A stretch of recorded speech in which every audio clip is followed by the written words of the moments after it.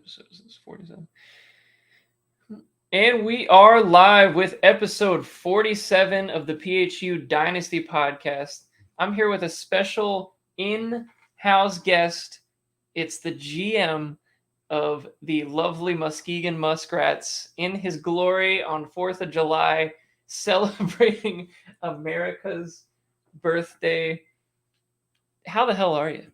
I'm good. He's living the dream. He's living the dream. He's here to talk a little bit of everything today. We this is completely impromptu, but the idea is that the Muskrat GM is here to talk about his power rankings as he sees them right now.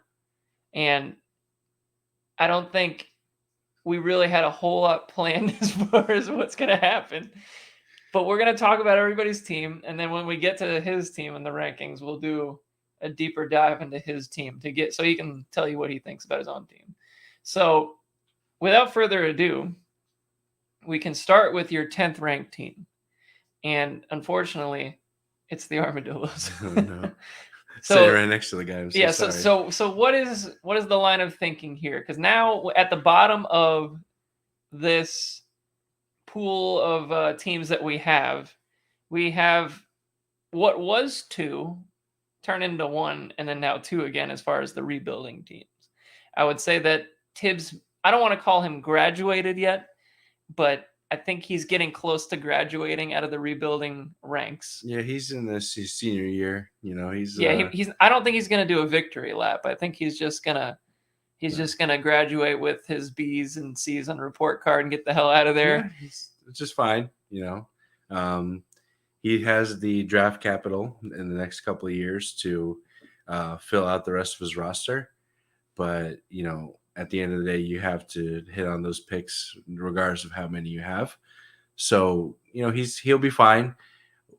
At the end, you know, when the dust settles, is it going to be better than the team he had before he blew up his team? We have to wait and see. It's looking promising, you know, at the quarterback and wide receiver positions. Running back is obviously another story. But, you know, a lot can change depending on how well Rachaad White does this season. So on that note, you know, so let's say he does graduate, right? And then we have another newcomer into the rebuilding world. But, you know, as far as the 2 true rebuilders, I would say at this point, it's myself and Dustin and the Kentucky Elk in a class of our own, if you will, as far as the rebuilders. So, sure, in your own tier. So what makes me 10 as opposed to being 9? I guess is my question at this point. Well, a lot of your production is going to essentially come from your quarterback position. And that's Jalen Hurts, of course. Now, he's going to have these monster games, of course, as we would probably expect. Trevor Lawrence, I'm not going to say he's, you know, locked in, you know, QB 1 tier quarterback, but he's going to have those games. I think with the addition of Calvin Ridley this year, I think the offense is going to flow a little better, whereas before, you know, he struggled a little bit early in the season. Now it looks like he's going to have a good chance to really put it together for a whole full season from start to finish. You know, another year under the Doug Peterson regime. But, you know, as far as the comparison between the 2 teams, you know, where I see the slight upgrade over the Armadillos would be the wide receiving core. That's where I feel more confident in the production that they can provide versus where the Armadillos at. You know, he has a lot of, you know, Eric, as you know, you have a lot of young wide receivers that you acquired from the Bijan Robinson trade. I believe that those guys, you know, have a good opportunity to excel. I don't know if year 1 is going to be the case. So I think, you know, that being said, and the running back room is something left to be desired. That's true. That's very true.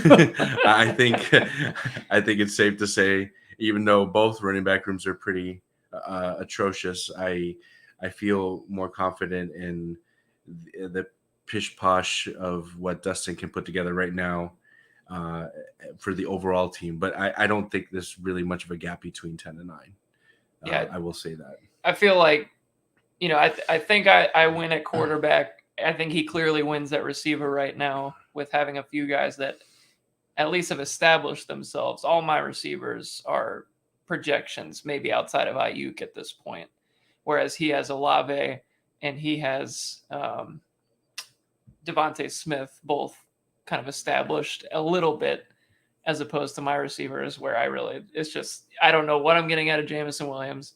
I don't know what I'm going to get out of the rookies. And I kind of agree. I feel like if you're looking at the two right now, I feel like the safer bet on maybe winning some more games would probably be Dustin, from the standpoint of having some stability at the receiver position. Because I feel like, would you agree, like in Dynasty, at least in our league, if you have a good, stable, maybe like 4 dependable receivers, like that you have to, like that's an easy way to at least like ensure yourself that you're going to be somewhat competitive on a week-to-week basis. You might not win every week, but if you have a guy like Smith, you have a guy like Olave, and then maybe a third guy. I know he had Bateman before, but like somebody in that like range of like wide receiver 20 to 30, like you're gonna have more chances to win than lose. I feel like. Yeah, I mean, there's definitely the upside with Jalen Hurts putting up potentially 40-point games, where you may not see that from Trevor Lawrence quite so often, if at all. However, you're talking about 3 slots and the wide receiver position alone that you are going to need points from each and every week. Same thing with your flex spots, where I feel like that's where he has the edge, where he can fill in more of those spots with players that are at least established, even if it's their second, third year, versus essentially a roster full of rookies. So I'm going to take my chances on that. Granted, those wide receivers that you have very well could they could shine year one, and the formula of say 5 years ago, where a wide receiver in his third year was his year to break out. Now today, you got to show up game right now. Your rookie year is like you're showing up. I'm scared if you didn't do shit year one now. Yeah. Like I'm scared about Jameson Williams now, not because he really didn't perform well, but just like the fact we got nothing. Basically, it was like a redshirt year. Like I'm already like not feeling great about it. Like I was hoping to see a little more at the end of the year, but like there's a few guys now. Like when you see, guys like if you get guys like Garrett Wilson showing up right out the gate, and then you have guys like Jameson Williams, who was picked like a few picks after him, like basically not doing anything. It's kind of scary, even though his is more of a it was a health thing. But there's other guys out there too, like a Treylon Burks, for example. Didn't see a ton year one. And I think I'm more scared of him than a lot of the other rookies in that class from last year, just because of that. So I like to see. It's tough for every rookie to be productive year one, and maybe we were a little spoiled with having a lot of good rookies recently. But I don't like it when my guys don't do shit year one. Like that scares the shit out of me. And I think analytics. I don't really know the analytics on this, but I feel like analytics would back that up too. Like if you didn't do your year one production at a reasonable rate, you're probably never going to be anything anyway. I don't know the numbers, but I do recall seeing something along those lines where the percentages of breakout, if you haven't done anything year one, is significantly lower. So you are right in that sense. Now, if I recall, Jameson Williams, does he still have that suspension? He does. I think it's 6 games, which is not fun. That doesn't help. Yeah. So like, not only did he miss pretty much all of last year, he's now suspended for the first 6 games this year. So you really won't see him until basically midway through the year anyway, which might be good because he's still healing from that torn ACL from last year, and maybe it'll help him like in the long run. But,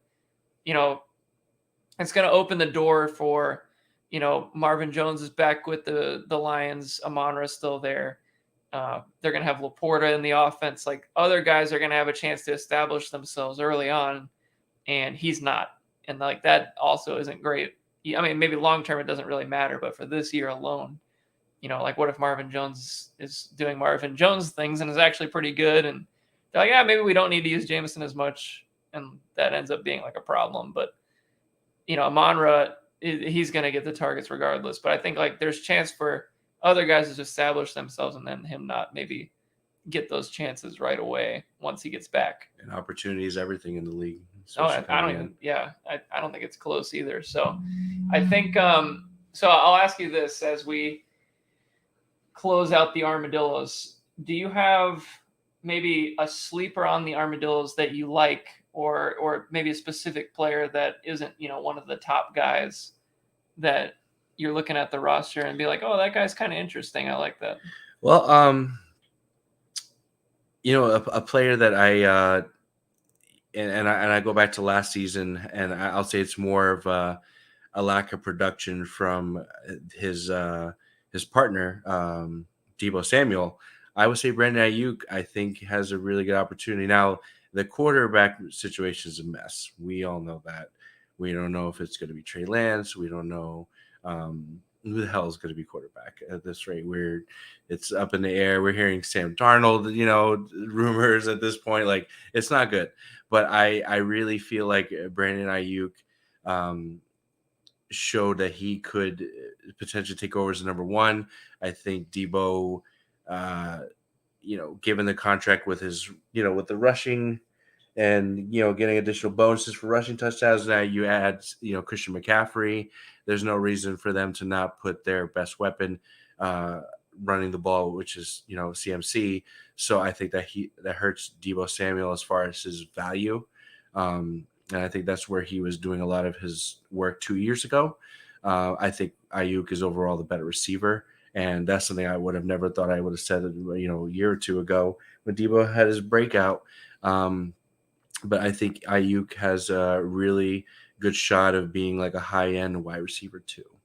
Yeah, I think Ayuk is really like kind of caught on as far as, like the national media. You see on Twitter now, people are kind of talking about him, and maybe last year they weren't as much, and it was all about Deebo.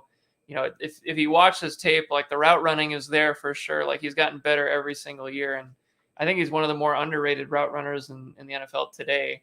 But I mean, from a pure receiver standpoint, he's probably the best receiver on that team overall.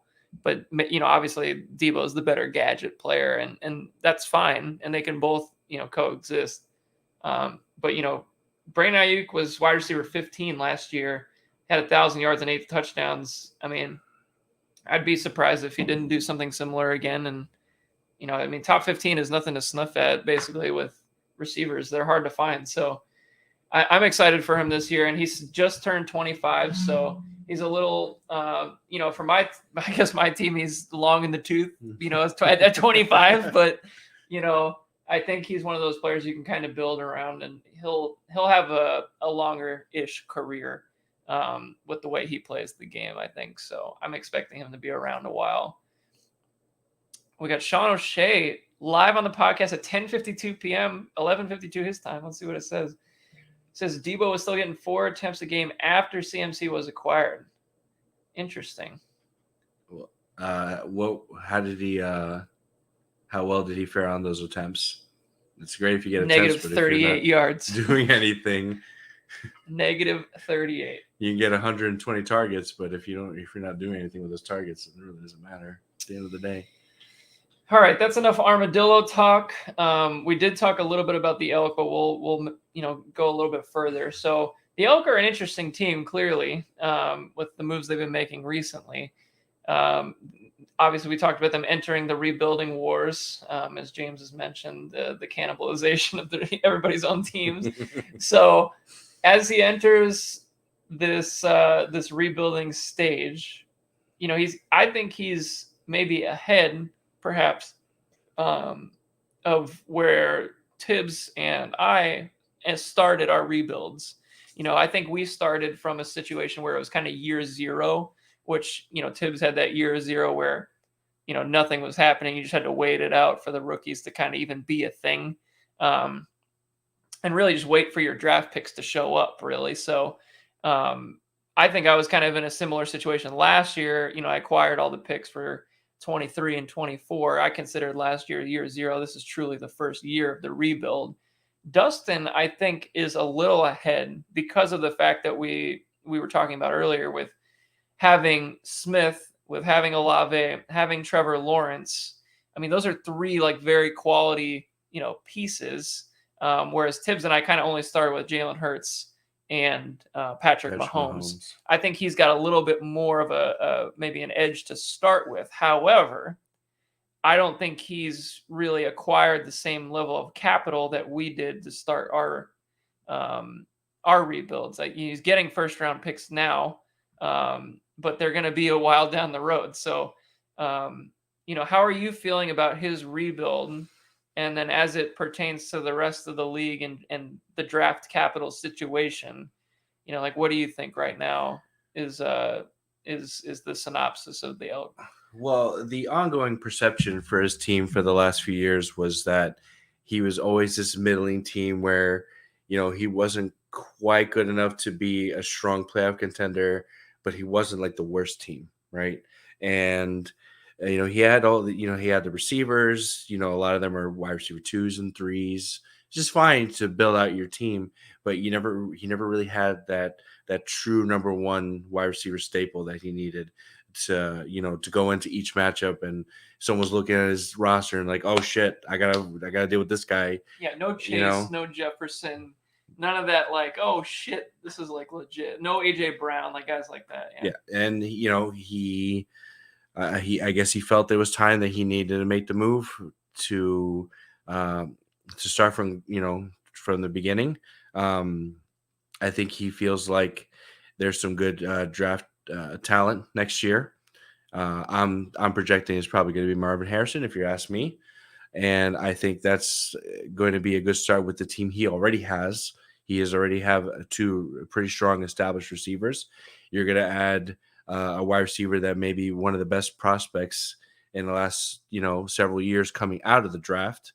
I think that's a good baseline, and then it's just a matter of capitalizing on the running backs that are going to be coming in these next few years. We don't expect him to be competitive, next year, maybe even the year after, but this is where he really needs to shine with the draft picks that he makes. He already has a nice baseline for what he can start with a rebuild. It's just a matter of making sure those picks count. I think he's close. It's nice to have the wide receivers when you start your rebuild, but the running backs is what really is going to set you apart from everybody else. So if he can manage to do that over the next 3 years, I think he's got a really good shot of being a contender in the next 3. Wow. All right. Well, yeah, I do agree. I think it's going to take a while to get there, as far as the draft capital. But, I think once he gets over the hump and starts seeing some of the fruits of that draft capital, he could really be in a good spot with having, some quality players already there. So I'm a fan. So I'll ask you the same question. I think I'll do it for every team because I think it's interesting. Let's give me an under the radar player for every team, I guess, at this point, that somebody that you're interested on this team that's maybe not getting talked about as much. Perhaps a rookie that you really like, or maybe like a second year player that you're eyeing at this point. So I'm going to go a little off the deep end for this one. Now, I don't necessarily expect year one elite production, but I like CJ Stroud. Wow. Okay. Quite a bit. Wow. He's a CJ Stroud guy. I think the moves that the Texans have been making, they wanted to try to get what they could around him now, and I don't think they're done. I think they're going to be adding some nice pieces next year, and I think that's where they're really going to make that jump from this year to next. So I expect to see the flashes this year, but I like his game, and I like what the Texans overall are doing. So like I said, is more of like a late in the season. We're going to see like those numbers versus maybe the beginning. But it's going to look good. All right. And people are going to be like, oh, the Houston Texans, they have something there. They're actually like Dameon Pierce. they have guys like there's upside for sure on the offense. Like I still think that I don't think Nico Collins is dead yet. I think this is his final year for me. But then you also have Tank Dell, who everybody apparently loves, even though he's the size of my dog over here. But like it's just I think they have guys with some upside. And of course, I think they signed Robert Woods, the ghost of Robert Woods, if you will. Sure. Bobby Ghost Trees. But like it's not like they don't have talent on the offense for him to work with. They just signed Dalton Schultz too. So I think he's going to be in a decent position year one to like show something. Like you might know as soon as this year if he's something really good, but we might have to wait a little bit too, as far as like maybe like a Trevor Lawrence trajectory, if you will. Sure. Sure. But I'm with you. I kind of feel like the Texans are, maybe not as poorly positioned as they seem, perhaps because they've been basically just tanking for the last year, it seems like. So, but what you're telling me right now is that Davis Mills is not winning the quarterback battle between the two. Probably not. Oh, that's unfortunate. I love some Millsy. Sorry. I love some Millsy. Sorry, Mills. It's all good. All right, so let's get into our 8th team on your power rankings. And let me clarify for those that are joining in. This is Alex Morales Muskrat power rankings. I don't send me your hate mail. Send it to this guy. So here's the address right there. So next up on the list is the cheese fries. I don't think this is. I think you've pretty much nailed the first three. I think that everybody would pretty much agree with these three. I would say the cheese fries are, in a position where they definitely have young talent. They had a great draft last year. Where everybody produced pretty much. It seemed like year one. I mean, you got Garrett Wilson. Produced very well year one with terrible quarterback play, gets Aaron Rodgers. You have Drake London going into year two. He had a good rookie season. And then on top of that, you get Jahan Dotson at the end of the first round, who showed up pretty well for a guy that nobody really thought anything of, probably, as far as like a big player in the first round. And then you have Patrick Mahomes, of course, is never a problem to have on your roster. No, absolutely. And then he gets Jahmyr Gibbs in the draft. And Jackson Smith and Jigba. So the arrow is absolutely pointing up, right? I would say so. The decisions that he's made have been pretty fantastic. I will say that I think missing out on Bijan Robinson, I think is going to end up haunting him in the long run. I think to have considered this rebuild to be stellar, that was someone that he needed to hit on. And even if he didn't have that first overall pick, with the amount of draft capital he had, I think it was worth the risk given the the players he already drafted. I think he had enough picks to make something work if he wanted to, instead of trying to essentially grab all your lotto tickets and hope that all your picks, if not most of them, hit. Bijan Robinson is a special talent. Sure, there's not to say that something can go wrong with anybody, but that was about as surefire as a pick at the running back position that he desperately needed if he wanted to really establish himself this year, and he did not do that. He's playing the long game, perhaps. Maybe longer than he probably would hope for. But realistically, like what trade? Like, I mean, truthfully speaking, Tibbs and I did not have much discussion regarding a Bijan potential trade prior to him ending up on Vince's team. So, like, what do you think, like, a move from Tibbs would have looked like? Because, I mean, realistically, he would have had to probably trade, the second pick, third pick in the draft, at least those two, I would say, and then some more on top of that, probably. But, like, what would you say would have been like a move that he could have made for Bijan that wouldn't have, killed his draft capital, that still would look good and give him a chance? So he mentioned, and I could be wrong because I'm not looking at his picks for next year, but I do recall saying that he had at least 2 first-round picks next year. I think so. He also drafted Anthony Richardson this year, which, when you have Patrick Mahomes, yeah, I understand that you want to have maybe depth at the position, Yeah, he's got two. but you definitely didn't need to draft Anthony Richardson.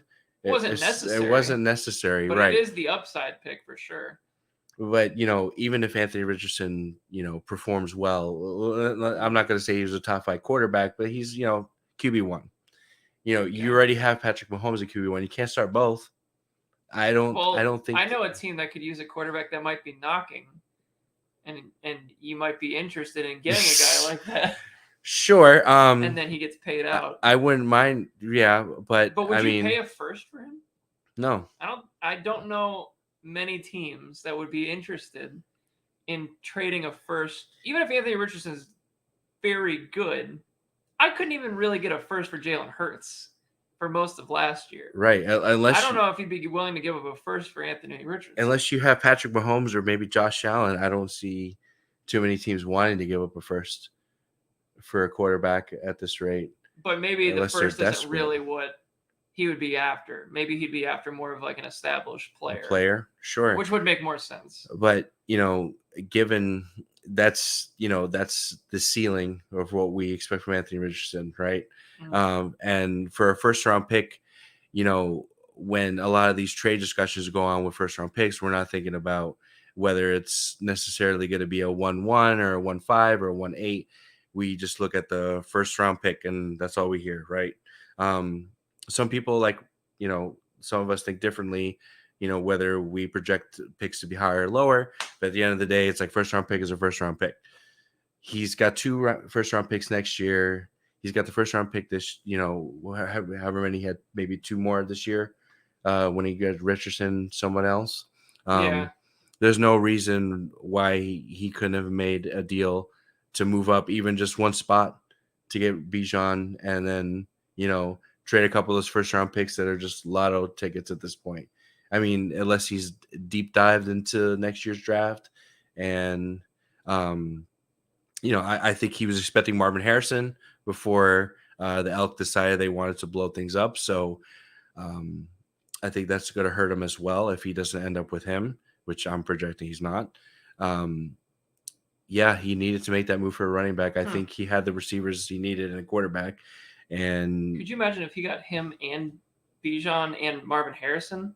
Sure. Which would have been kind of possible if he had moved capital other than that in the trade. Because I don't think he would be willing to move my pick for next year, really for anything at this point. I feel like Marvin is like too valuable of a potential prospect to want to move that pick really for anybody at this point, unless you were getting a stupid good deal. But, I feel like for him, if there was a chance that he could have maybe made a deal with me without giving up that pick and, moving, firsts around and other players and whatnot. And he could have done that. He could have somehow ended up with Drake London, Garrett Wilson, Jackson Smith and Jigba if he was able to keep that pick, and Marvin Harrison and Bijan.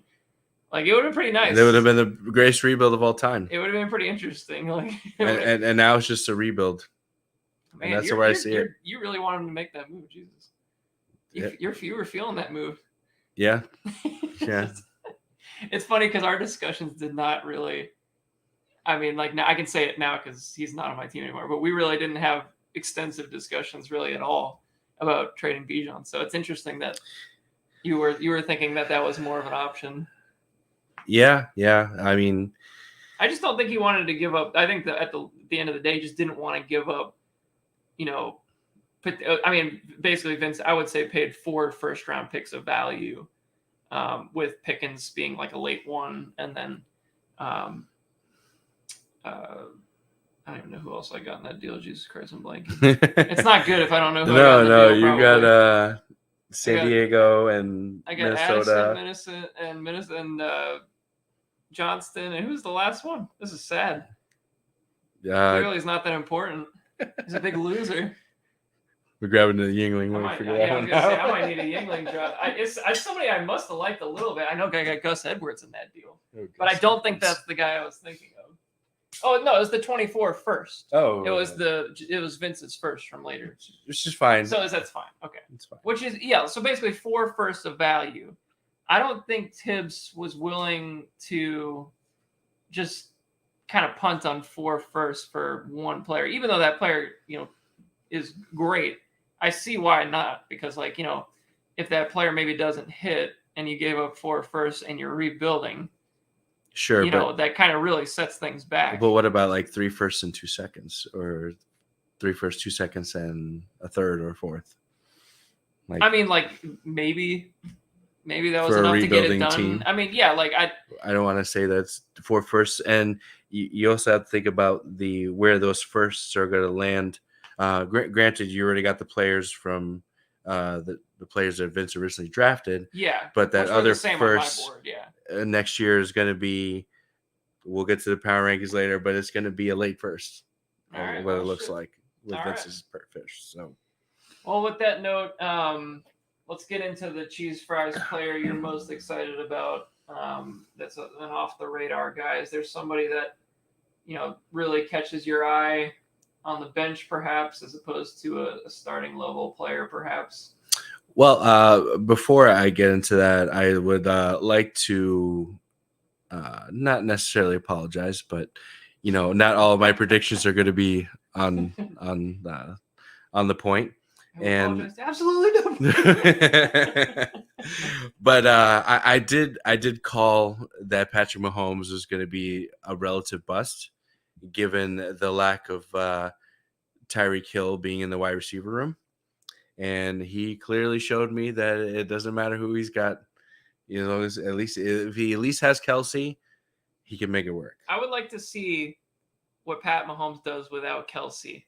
I mean, obviously, I don't want Kelsey retire, but no, I would like to just see what it looks like, because he's just so I can't imagine a world without Travis Kelsey with Patrick Mahomes. Sure. It just seems not right. So who knows? I mean, I assume that he'll still be Patrick Mahomes. That's my gut feeling. He's not going to change because one guy's leaving, but I think it'll change the offense a lot, and maybe change the overall way they play. But I do agree. I feel like Mahomes definitely, the talent it doesn't matter. I don't think it matters. Yeah, he might be one of those guys. So yeah, that's so sorry, Patrick, if you're out there, if you're watching right now.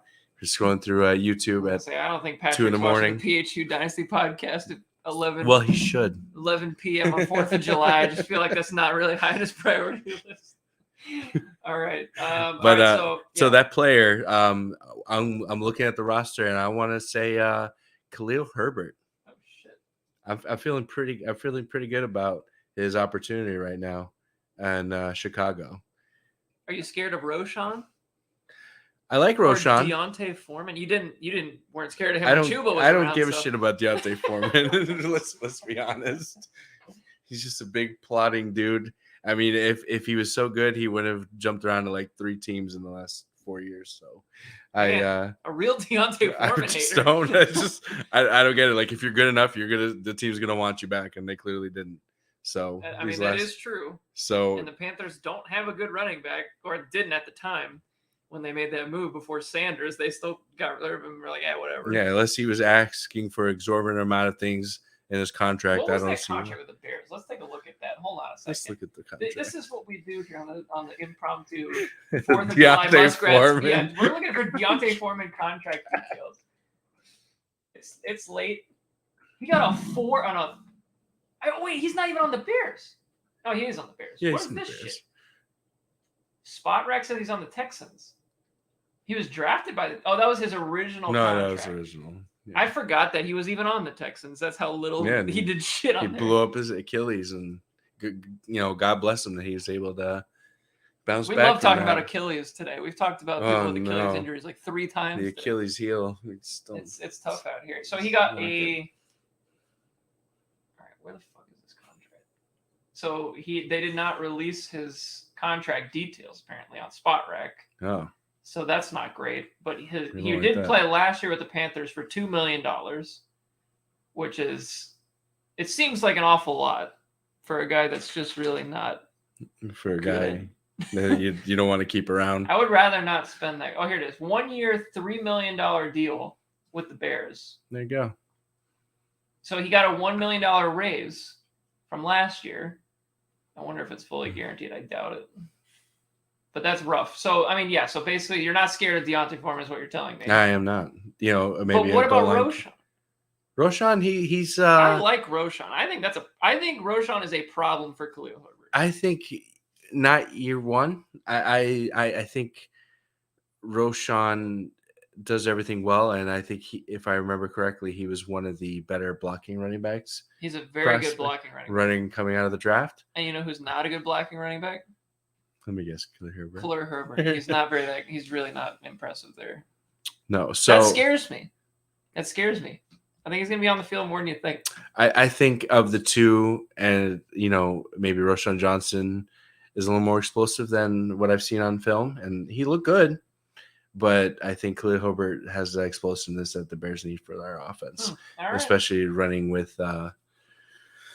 Oh my goodness, their quarterback! I can't think of his name. Perhaps Justin Fields. Yeah, that guy. Ricky Fields. Whatever. Not important. That quarterback. We don't talk about him. I think it's apparently Sean didn't care about him either because he gave him up for a bag of peanuts. So a bag of peanuts. Oh, it's getting spicy here on the Muskrat Spectacular. A bag of peanuts. I didn't think he got a bag of peanuts. Let's look at the trade details. Hold on a second. I thought it was totally acceptable. You got to think. Also, Sean did not need Justin Fields. Look at. I mean, granted, I'm not saying that Justin Fields was a great quarterback, but he was a great fantasy quarterback because look at the numbers he was putting up. I mean, yeah, he's fucking. He does all the running. Like he's. I mean, he's in that Jalen Hurts mold where he does plenty of running. Putting up 40 points a game. He definitely isn't there as a thrower yet. But so here's the trade. I'm throwing at 25 fourth and a 26 fourth. It doesn't matter to me. So the trade really is he got a second, a third, Jared Goff, and Samaje Perine for Fields. You think that is peanuts? I think he could have done better. Oh, man. From who? You? I don't know. Probably not. I think I had my opportunity. I just didn't. Did you think? I didn't want to pay it. So you wouldn't pay this price? You wouldn't pay the peanut price? I would have paid the peanut price if I had the peanut price. So you didn't have the peanut price. I didn't have the peanut price. He never got the peanut price. I never got the peanut price. What was your price? I don't remember. I think you went Traylon Burks. Did you get the Sam's Club price? Or the rollback price? You got oh my god! I can't believe this is a peanut price. I don't like it. A second from Scavelli in 26. Scavelli might not be all that good in 26. I think he's still a top tier team and a top tier team. I think he's still up there. In 26, that's 3 years away. I think that's where his team eventually starts to decline, but not before that draft. Man, we're getting all kinds of stuff on the Muskrat Spectacular tonight. This is interesting. Well, I mentioned the the ages of a lot of the teams that are considered championship contenders, and I think Scavelli's team is is getting up there, but he hasn't quite hit there yet, and I don't think I don't think so either. Those picks are going to be but 26 is a long way away. That's 3 years away. And his team is old now, in my opinion, especially a running back. Well, he got Tony Pollard. I feel good about that. He's 25 or 6. He still will be fine. That's 3 years away, he's going to be at the end of his career. When did running back? 28 is the magic number. Ask Melvin Gordon. I'll tell you. So 2027 is where we'll see the decline then. All right, whatever. Peanut prices out here. I might change my freaking team into Peanuts, the Texas Peanuts. I don't know. And then my mascot can be Justin Fields.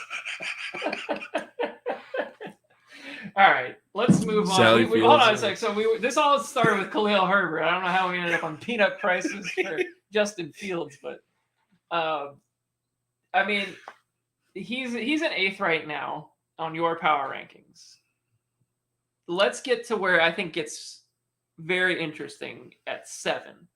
Yes. And I think this is, I don't even see very interesting, but this is where things actually get start forming up into the playoff and hopefuls. and I'll say where the teams ranked in 10 and 9 are one tier in itself, and I would say Tibbs is in a tier of his own, just Yeah, above I think he's that. kind of just by himself, honestly. He's Yeah, he's in a place where I think we talked about it on a previous podcast where I could see him potentially getting in the playoffs somehow. It's possible. I don't sure. say it's likely, but it's if things roll the right way, Jameer Gibbs ends up awesome. You know, Jackson Smith and Jigba breaks out somehow, and they really kind of fill out the rest of the roster. And Rashad White is good. And Patrick Mahomes Mahomes is still Mahomes. his back is like huge because he's carrying the rest of that Yeah, fucking team. it's Yes. possible. It's very It's possible. up So there. I don't want to call him like not a playoff hopeful, but he's also a tier lower than this next group for sure. Sure. So let's get into number 7. And it's the Lake Lure Long Gamers led by Sean O'Shea. And I mean, we just talked about the Fields trade. He also just traded Jonathan Taylor to the Lionheads. In return, he got Cam Akers, Javonte Williams. Interesting trade. If you're looking at it from the surface, this is a team that, from the surface looks like they're contending and trying to win a championship still. The roster lays out that way with Tyreek Hill and a good quarterback in Lamar Jackson and a good rest of the roster overall. But trading away JT seemed kind of interesting. Having him at 7, you're basically saying he's missing the playoffs at this point. Sure. And like if he had JT as opposed to those two running backs, like would he be at 6 in the power rankings, or would you feel better? Do you feel better or worse now after the 2 trades? So I wouldn't say it's a lateral move, but it didn't get better. It didn't get better with the trade. So we're talking about, I think you just get more shots, right? Like with Cam Akers, correct, just 2 for 1, right? Like that JT's good, but you're getting 2 chances at it as opposed to 1. So you're like kind of building depth, perhaps, was the thought process. right? And you're essentially trying to get the maximum amount of points out of 2 players rather than just 1. Right. Sure, there's potentially things that could derail Jonathan Taylor from having an RB1 season like he had 2 years ago. We saw last year the struggles with the offense in general. I'm sure the Colts like to think that Anthony Richardson is going to solve those problems, but it may not look pretty at the beginning. And whether it's Gardner Minshew or it's Anthony Richardson at center, I think Jonathan Taylor is going to get a lot of attention, and it's not going to be good. And the offensive line, is not what it was 2 years ago when he had his stellar season. So I will say that about Jonathan Taylor. Now, on the other side of that, where the players he acquired, we're essentially going after a running back that just had an Achilles tear. Now, granted, he looked okay at the end of the season, but James Robinson also looked okay after his Achilles tear, and he kind of has fallen off the radar. He's not even on the team right now. He already was cut by the New England Patriots. Javonte Williams tore about every ACL, PCL, ABC in his knee at this rate. I don't feel good about that. I don't know if anyone would. So, it's risky for sure. If it hits, he's going to look fantastic.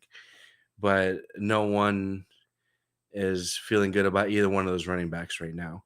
I understand why he had to make the move, which just Jonathan Taylor on the roster at the time.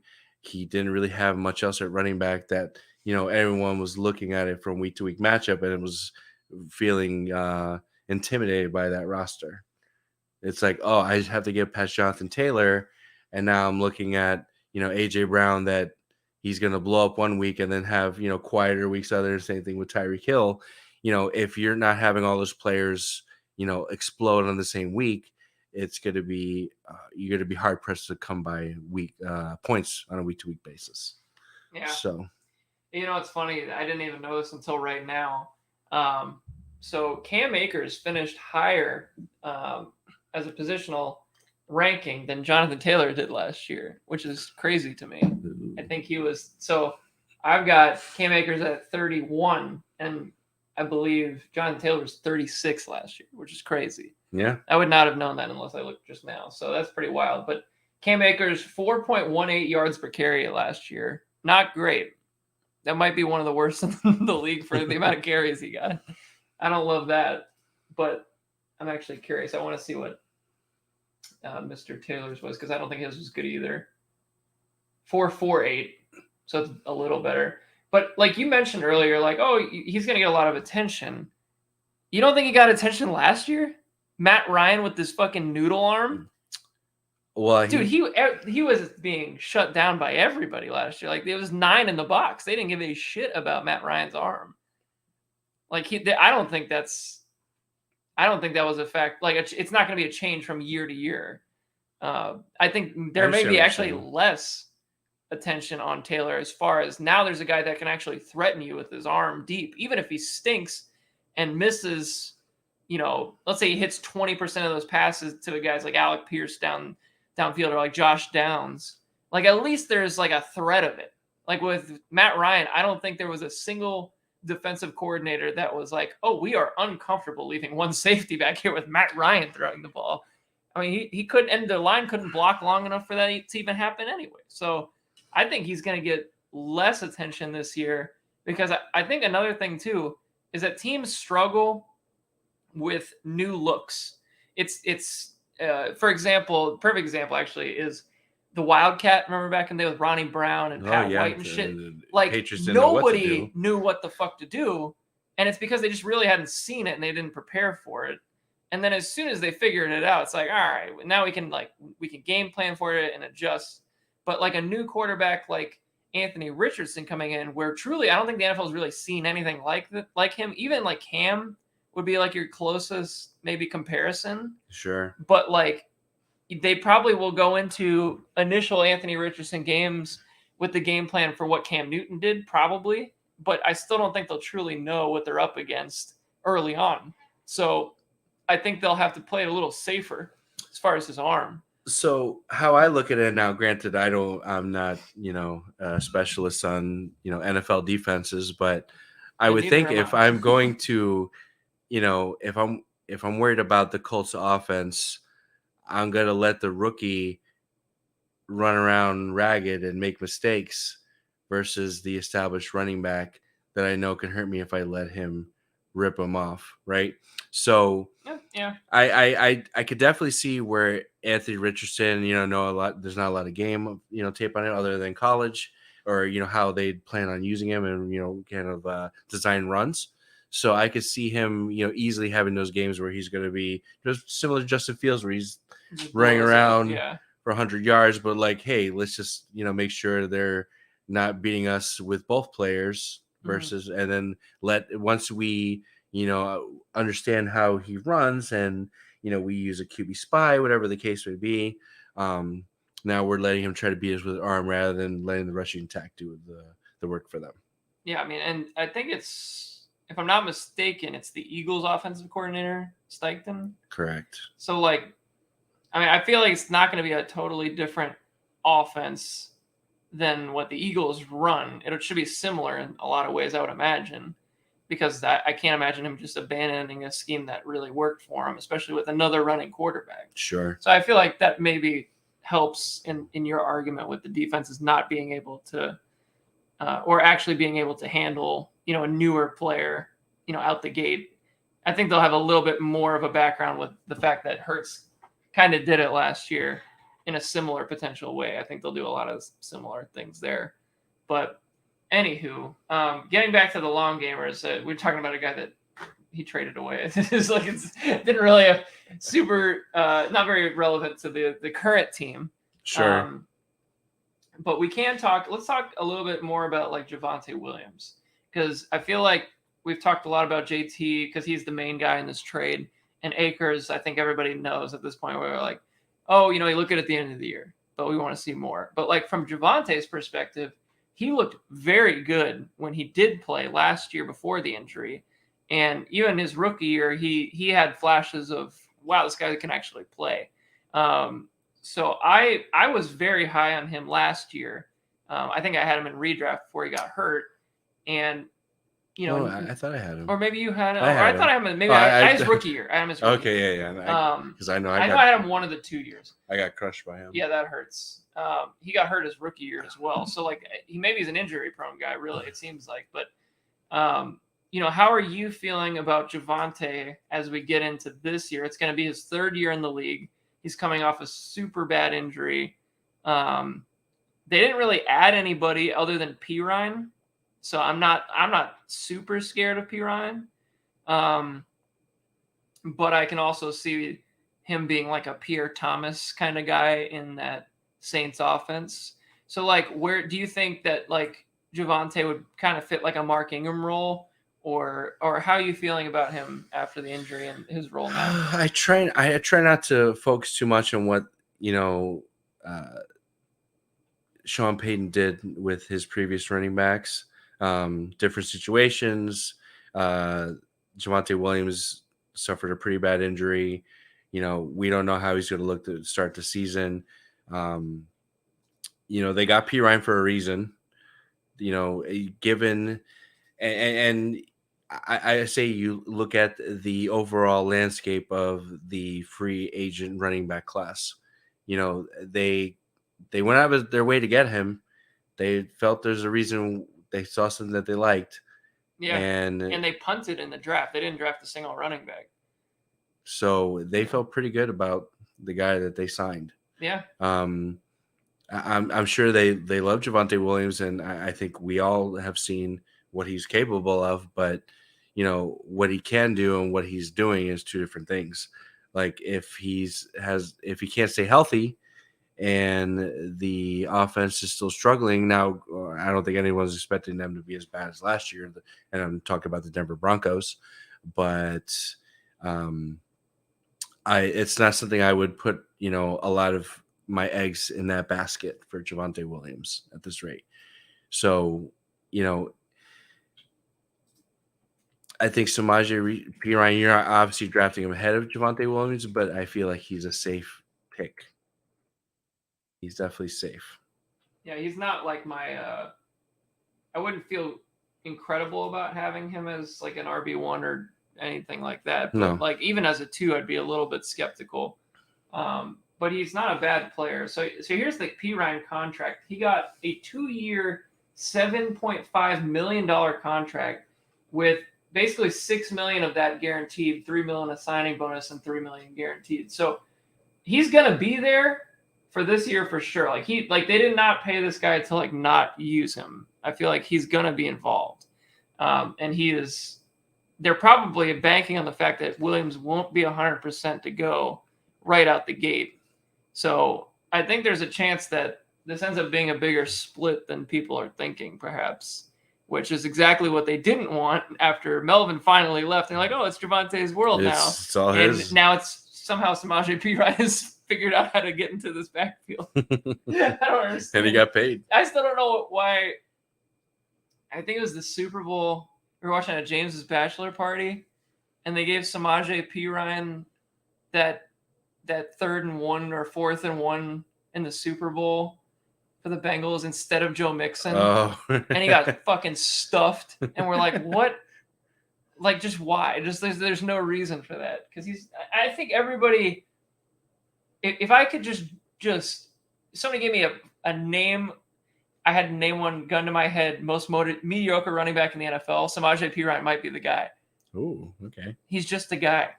Like, he's nothing special, but he's not like bad. He's just like, okay, here's a good backup running back, Samaje Perine, bang. But I don't want him taking 4th and 1s in the Super Bowl. No, so I just don't. He's not gonna be your RB1. And I don't understand this contract. I mean, $7 million for. I mean, apparently they have an out after next year, but they'd have to eat $1.5 million in dead cap. I doubt they do that. So, I mean, he's going to be there for 2 years, and he's going to be 29 next year. So I don't really get the signing. But anywho,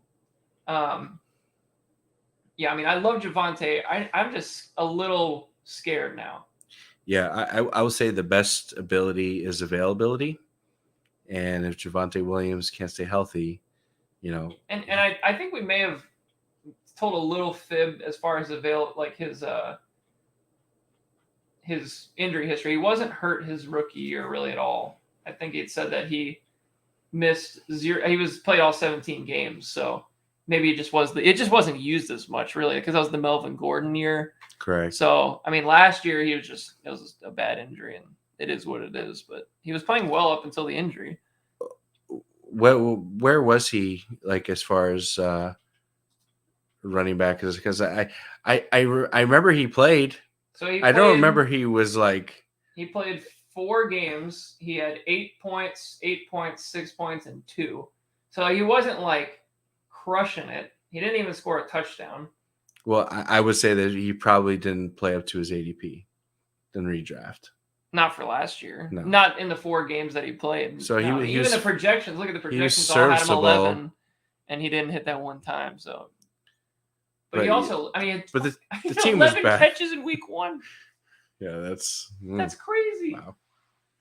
He's not even like a receiving back. He had 11 catches. Dude, the Broncos were just a mess. Dude, Nathaniel Hackett, what a joke. All right, let's talk a little bit about we didn't really talk about the long gamers as a whole, but now at this point, made the trades, talked about the trades. You don't think he's a playoff team based on this? No, I don't think it's enough. His wide receivers are good. I mean, I think so too.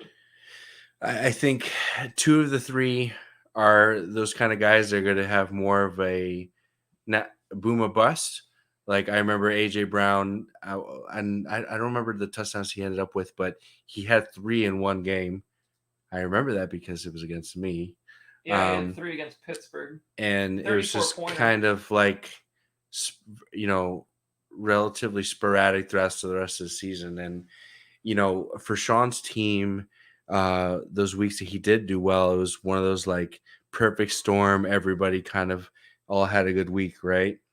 I don't think he has enough of those players that when those players don't have those, big boom weeks, that he has enough, offense to generate enough to win a matchup on a regular week. So yeah, I expect him to get wins. It might even be wins against really good teams in our league, but I don't think there's going to be enough consistency where he's going to be able to do that from week to week. And that's where I think he's going to be hurting. And if you look at the running back room right now, getting a little thin.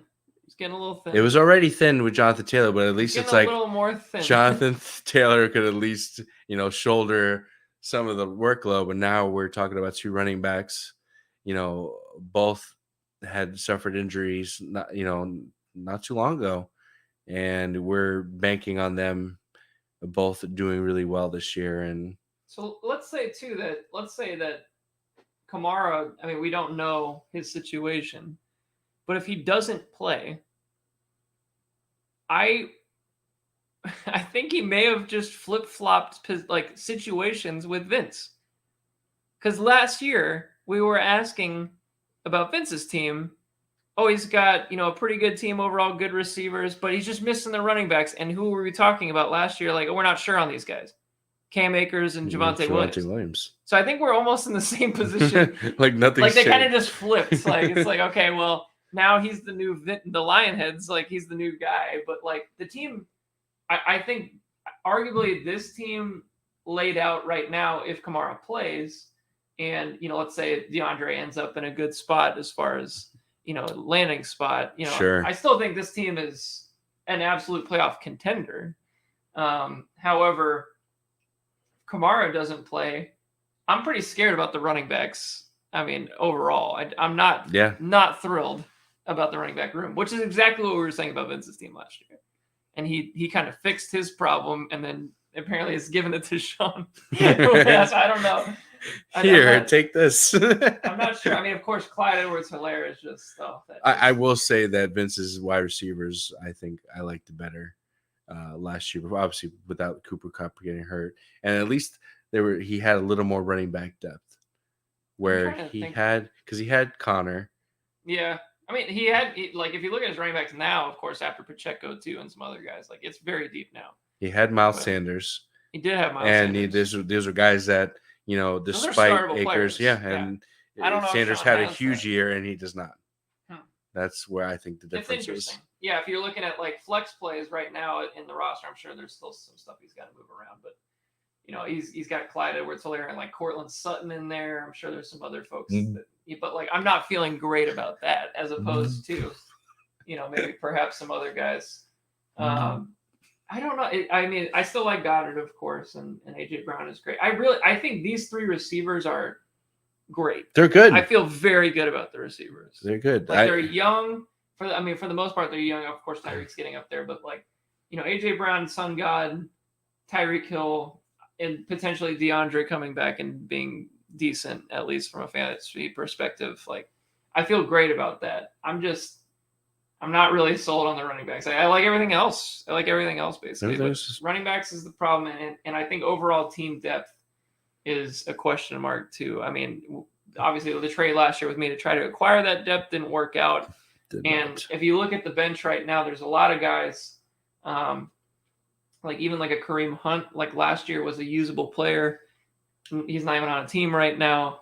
Damian Harris perhaps gets a little tick up with the Bills. Yeah, you're looking for a really favorable matchup with the Bills. Yeah, I mean like Devin Singletary goes down, so it's kind of like one goes up, one goes down. I don't know. I don't feel very great. Even like Mostert now gets some competition with A-Chain there. Like I feel like a lot of the situations on the bench just have kind of trended downwards as well. So I don't know. I'm kind of with you. I feel like he is truly like from a roster standpoint, like the 7th best team right now. Like but I don't think that's necessary. Like he could easily get into the playoffs like he did a couple of years ago and make a little run. I think everybody's kind of hitting at the same time. Hit the same, and that's where it needs to happen. He needs to put up points consistently, or at least beat out, the teams he needs to beat out this season. So he just said that I think Dan is the only team that has a better top 3 at receiver than me. Well, so that would be Jefferson, Devontae Adams. That does not suck. And I wonder if he's got his roster up. Let's take a peek. And DK Metcalf, that's pretty fucking good. Yeah, that's pretty good. Yeah, I think that's pretty great. So, like from a receiver perspective, right now, do you like Vince's or Sean's better? Oh, I think I like Vince's better, but not much. So that 3 would be Cooper Kupp, Debo, and Scary Terry. No, he's got someone. Does he have somebody else? I'm not thinking of off the top of my head. I'm missing. I mean, that's the 3 I see here. No, there's somebody else. I know there's somebody else. Let's take a peek. Did that trade really deplete him that much? I know there's someone. Christian Kirk played well, but Kirk was good. Wow. Yeah, maybe I'm mistaken then. I don't see anybody else. I think that. So now knowing that, what would you say?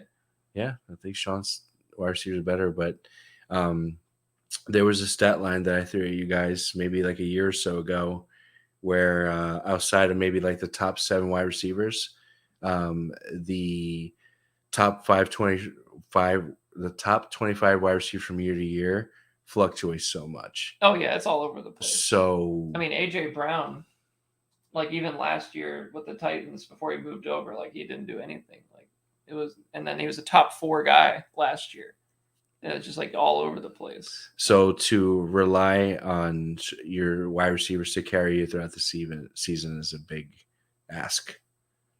That's true. I mean, I can't argue that. I mean, like if that's all you have, or if that's like the strength of your team, and you got like, I don't know, Kirk Cousins at quarterback for Vince, like it is a lot to ask when you don't have other assets. But now that he is the running backs, it kind of works out. But if he had Cam Akers, Javonte Williams instead of Jonathan Taylor, and maybe didn't have Bijan or make that trade for Bijan, it would have been like last year, asking Cooper Kupp, Debo Samuel, and that's why his team was so good that year, is because they did carry them. But then the next year didn't happen.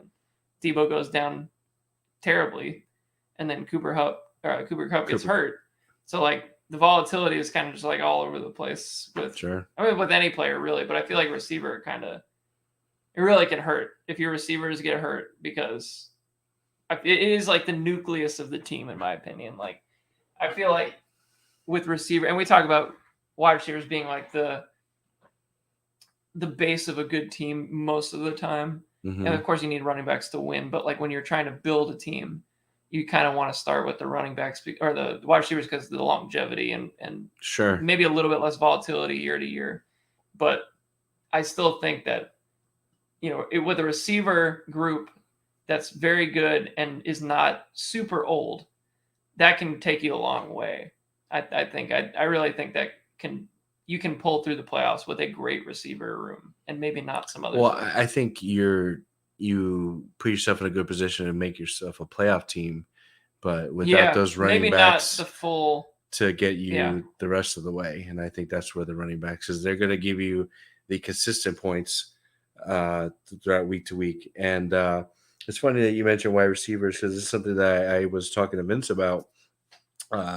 If you look at Justin Jefferson, his last couple of seasons during the fantasy football playoffs, non-existent. Yeah, terrible. But look at the teams that have won too, right? Like at running back, they're pretty good. Yeah. I mean, Scavelli's team, it was Aaron Jones, Derrick Henry, Fournette was great. I think Kittle also had a resurgence. Yes, he did. And I think that's helped him as well. But then like James before that, very good running backs got him the championship basically. Or at least like propelled them in the playoffs. Even my lone title run, it was all running backs, and I think I had maybe Stephon Diggs and 2 asshats at wide receiver. Kelvin Benjamin, I think, was one of them. Oh, no. Right. So we couldn't get out of here without a Kelvin Benjamin mention. But yeah, just to show you that, the running backs can really make or break your team. Yeah. All right, let's move on to the Bombers here at 6 he got. So I think he ended up second or first last year in points after the regular season. I can't remember off the top of my head, but he was very good regular season last year. Sure. Didn't quite pan out in the playoffs, but you have him down here at 6 this year. Do you think that maybe this is a culmination of perhaps not making some of the same moves as his peers? Obviously Vince being one that kind of has leapfrogged him at this point. And then maybe the battle axes and Muskrats, just kind of moving ahead in overall, just like team build, or is this maybe players like Zeke falling off a little bit? Why is 6 instead of maybe a little bit higher? So I think it's a recipe of both, actually. Whereas, once we saw the dominoes start to fall with the trades and, the teams making those significant improvements, we didn't see the Bombers do anything of that sort. And now not really. He's at the outside looking in. We look at his wide receiver. I'm sorry, his running back room. Jacobs had a great year. He really did. He was incredible. And no one saw that coming. Not me. We looked at, that's like Paul Rudd made, not me. We look at the preseason, he was playing a game and, the red flags were going all over the place. So like, oh shit, he's playing preseason. That can't be good, right? Phenomenal year. One running back last year. Right. The best was Josh Jacobs. If you would have told me that shit at the beginning of the year, I'd been like, what the fuck? Right. Nobody saw that coming. Josh Jacobs didn't yards and 12 touchdowns. The man wanted a contract. He loves the cash. He wanted the money. He loves it. And what the Oakland Raiders told him was like, hey, we don't want to pick up your 5th-year option, but we're going to franchise tag you.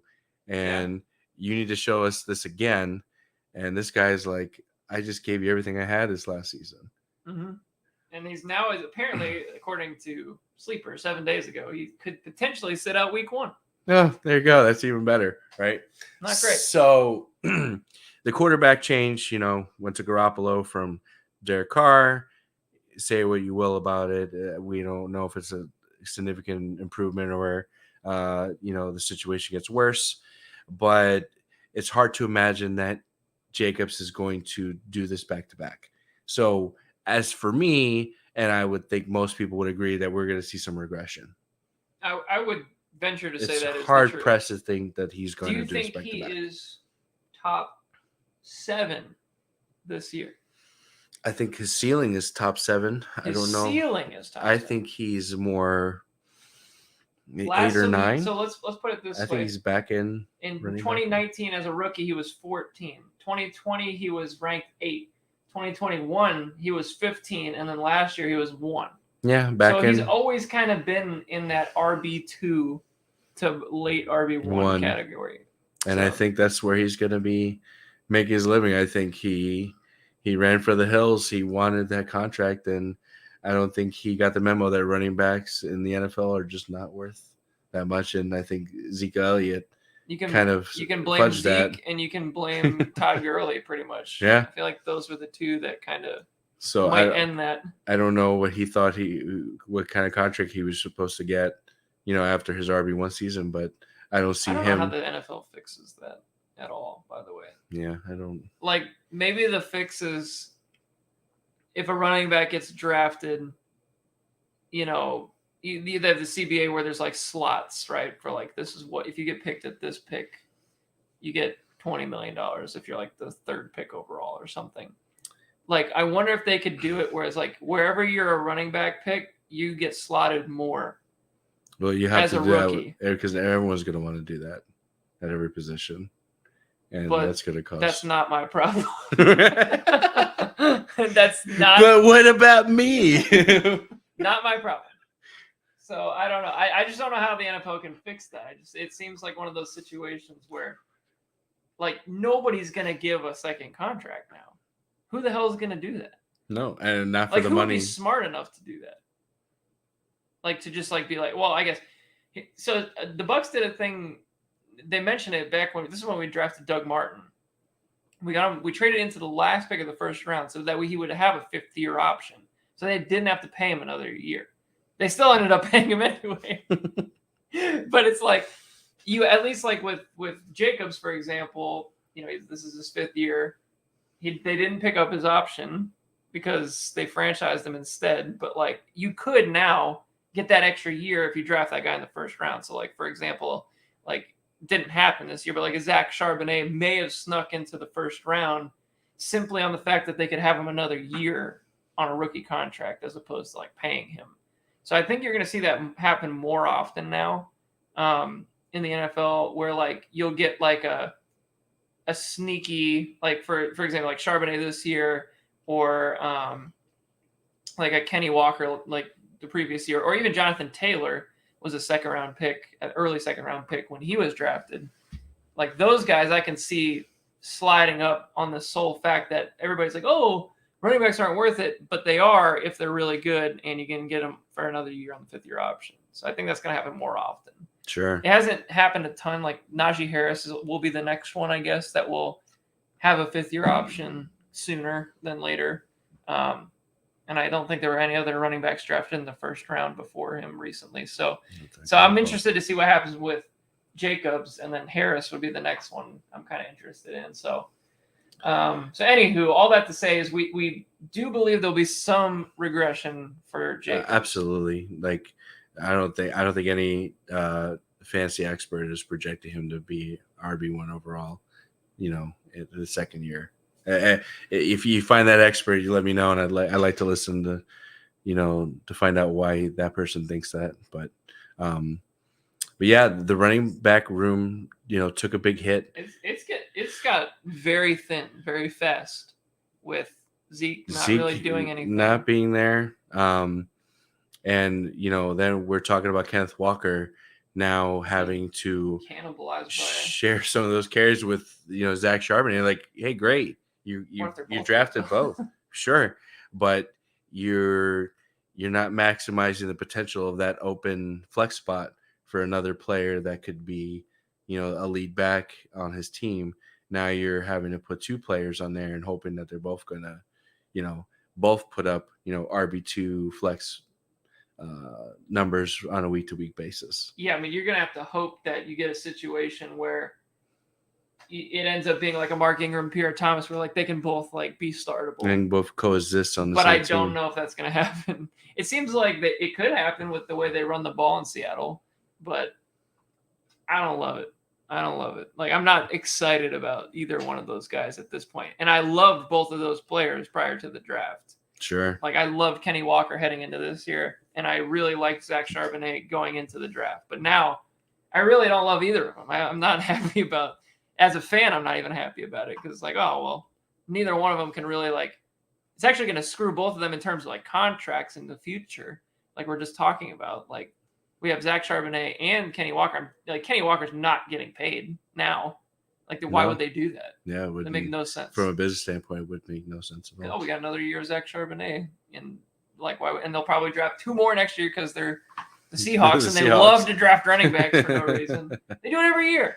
Every single year. And with that point, you know, given that the running backs took a huge hit, I don't think the wide receivers as a whole is quite strong enough to carry that team to have another big year like they did last year. Yeah, I mean, I'm curious right now. I'm looking at Seahawks draft history to see how many straight years they've drafted a running back. So they drafted Charbonnet this year in the second. They drafted Kenny Walker in the second last year. So that's already not great. They only had 3 picks in 21, and they did not take a running back. They took DJ Dallas in 20. They took Travis Homer in 19. The list is getting long. They love the running back Rick in the first round in 2018. They drafted Chris Carson in 2017. Holy shit. Alex Collins in 2016. Okay, so 2015 ends it. But they did take Kiero Small into Kiero Small. You could have, Alex. You could have said, who is Kiero Small? And it would have taken me my entire lifetime to figure out who that was. I have no idea who Kiero Small was. Kiero Small. And they took Christine Michael in 2013 and Robert Turbin in 2012. Dude, this team is ridiculous. 10 years. Oh my God. So almost every year as a running back. You're telling me that, so since 2012, so it's 10 years of drafting. In 8 of those years, they've taken a running back. Yeah. That's ridiculous. It's silly. And frankly, none of them are really that good. Like, where's Rashad Penny in that? We didn't mention his name. Where did he was first Oh, okay, yeah, I'm sorry. Terrible pick.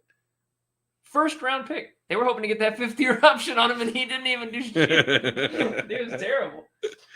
I mean, their best running back pick was Chris Carson in the 7th round. Like, he was the best value for sure. And I cannot believe they've done this every single year. I thought they drafted Spencer Ware too. Was he a Texan guy? Maybe a Texan guy. I know he's on the team at some point. And, well, hold on a second. Where is CJ Procise? He was drafted by them. Oh, I see him. There he is. 3 running backs this year. 2016. 2016. They drafted CJ Procise first. Then they drafted Alex Collins in the 5th. And then they drafted Zach Brooks at pick 247 in the 7th round. I can't. All right. We've talked way too much about Seahawks running backs that are not good. Bombers. Who is the guy that we've been talking about, like late round, or not late round, but like sleepery kind of guy, one that nobody's really talking about? He's got quite a few to choose from, I'll be honest with you. You know, I like, given that the Steelers kind of started figuring out towards the end of last season, and the amount of volume of targets he gets, I think Deontay Johnson, he can't do worse than last year. I mean, it wasn't great. He was number 46 last year. Not good. And I think he's at least in a position to have a better opportunity to do better than what he did last year. This dude, he had 147 targets last year. Yeah. and had 86 catches. That's horrific. That's almost 50% of his targets were actually catches. That's so bad. Was it all his fault? Whose fault is this? I think I wouldn't say it's all on him. It's got it. I think That it's has a little to be scheme related. That's a little. I think there's a little blame. I to can't. go I around. did not know that stat until right now, That's and that silly. is embarrassing. That's pretty bad. But I don't think it's entirely his fault. I mean, he's never had great hands. Look at this. 2020 had 144 targets, 88 catches, like the same thing. Oh, yeah. So maybe it is his problem. Maybe it is his fault. He just sucks. Kids have so many problems. But they keep giving him the ball. So he had 0 touchdowns last year. Dude, that team was a mess last year. It was bad. It was not good. 0 touchdowns. Hold on a second. Did Chase Claypool have a better year than he had? Maybe. George Pickens might have been in this range. That's embarrassing. Wait, what a joke. I mean, the passing game on that team last year was just atrocious. Pickens had 800 yards and 4 touchdowns. He was number 31. Man, I'm not feeling Deontay Johnson after reading these stats. I'm scared. I don't want him at all. Yeah. I think mark it down for redraft. I think the value of where he's going to end up in ADP, and given how bad he was last year, I can't imagine it's going to be worse. What's his contract look like? It's got to be bad. He's got it, but he's a starter on that team, isn't he? On what team? On the Bombers. Is he though? I mean, let's take you want to start. So we got Chase, obviously. Chase, and then what? Chris Godwin. He's getting probably passes in there. From. I feel better about Chris Godwin than I do Deontay Johnson after reading that bullshit. But he's getting passes. He had 0 touchdowns last year, and they didn't change offensive coordinators. And I think Pickens is going to get better. And then Allen Robinson's there. I don't think ghost of Allen Robinson is going to take targets away. Marquise Brown, is he a starter with fucking Clayton Tune at quarterback, or whoever the hell the quarterback is going to be? Not until Kyler Murray gets back. Doo Smith Dooster. I mean, that's not. I feel like this is getting worse. What does this say about his depth at receiver? Not great. I'm not going into my matchup. Let's talk about, yes, Michael Thomas. He could come back from the dead. Yeah, we saw that last year, and then after week 1, he literally disappeared. 3 weeks he played. He's good in those 3 weeks, though. Yeah. He's 30 already. Yo, that's nuts. He's been in the league 7 years. I feel like I haven't seen him for 4 of them. It's probably accurate, too. Yeah. Yeah. God, he was so good. 2016. Look at these numbers, dude. Yeah, when he played. Sure. Still don't like him. All right. We're not feeling good about the Bombers. The more we look at, I'm always feeling good about the Bombers. But I mean, you're not. I don't. Yeah, there's no reason for me. I will say I'm definitely more down on him right now than I was last year. Yeah, I was feeling it last year. To replicate the point totals that he put up from last season is just not there. I don't see it. I feel like he was a prime team to really make a move in the draft this year, perhaps for maybe one of the big running backs at the top, or a receiver perhaps at the top as well. Instead, he stayed and picked a handcuff in the first round. He could have moved. I think he could have maneuvered some around a little bit and maybe picked up somebody more. I will say he did try to move that pick, but it didn't work out. Interesting. And breaking news. Now he's got a handcuff in the first round. But he loves Seattle running backs. He's always had them. He's very comfortable with them. They seem to work out for him too. So it's like, I'm sure it'll pan out in 3 years. But if we're talking about this season, they'll draft the next CJ Procise and it'll all be over. All right, so let's move on to number 5, and that team is the Andrew Scavelli-led Battle Axes. Wins the championship, and you have them at 5. Yeah. Explain yourself. Well, I'm one of Scavelli's biggest fans. I've always, rooted for him, even though, I try to be as unbiased as possible when I do these rankings, if you will. Now, I think this ranking at the time might have been right before the Tony Pollard trade. So that may have skewed things a little bit. but we'll just go with where we have him at right now. Um, I think Tony Pollard, if we're going to jump ahead to who we think the player is going to be, that's going to kind of make the break this team, I think Tony Pollard has to be that guy. Probably, yeah. In fantasy circles, Tony Pollard was always talked about as that guy that could be a plug-in RB1 if Zeke ever went down, right? Zeke's out of the picture now. Not even there. So Nowhere to be there's found. no reason that he can't do that. Um, but obviously, people worry about his size, things like that, blah, blah, blah, blah, blah. So we have to wait and see, how the Cowboys utilize him. Is he going to get the workload and still be productive? Is he going to burn out, by midseason because he's getting too many carries? We have to see how they're going to use him. But I think could very well be the catalyst that shoots him up these rankings and as one of the top tier teams again. I think that's the reason why he went out of his way to grab him. And I think it was a really good trade and a very underrated trade that no one's talking about versus all the other trades that have been in the league. I mean, basically, he traded a first and Gerald Everett. And I think it was a pretty damn good trade. Like, Pollard is going to be the guy, clearly, this year.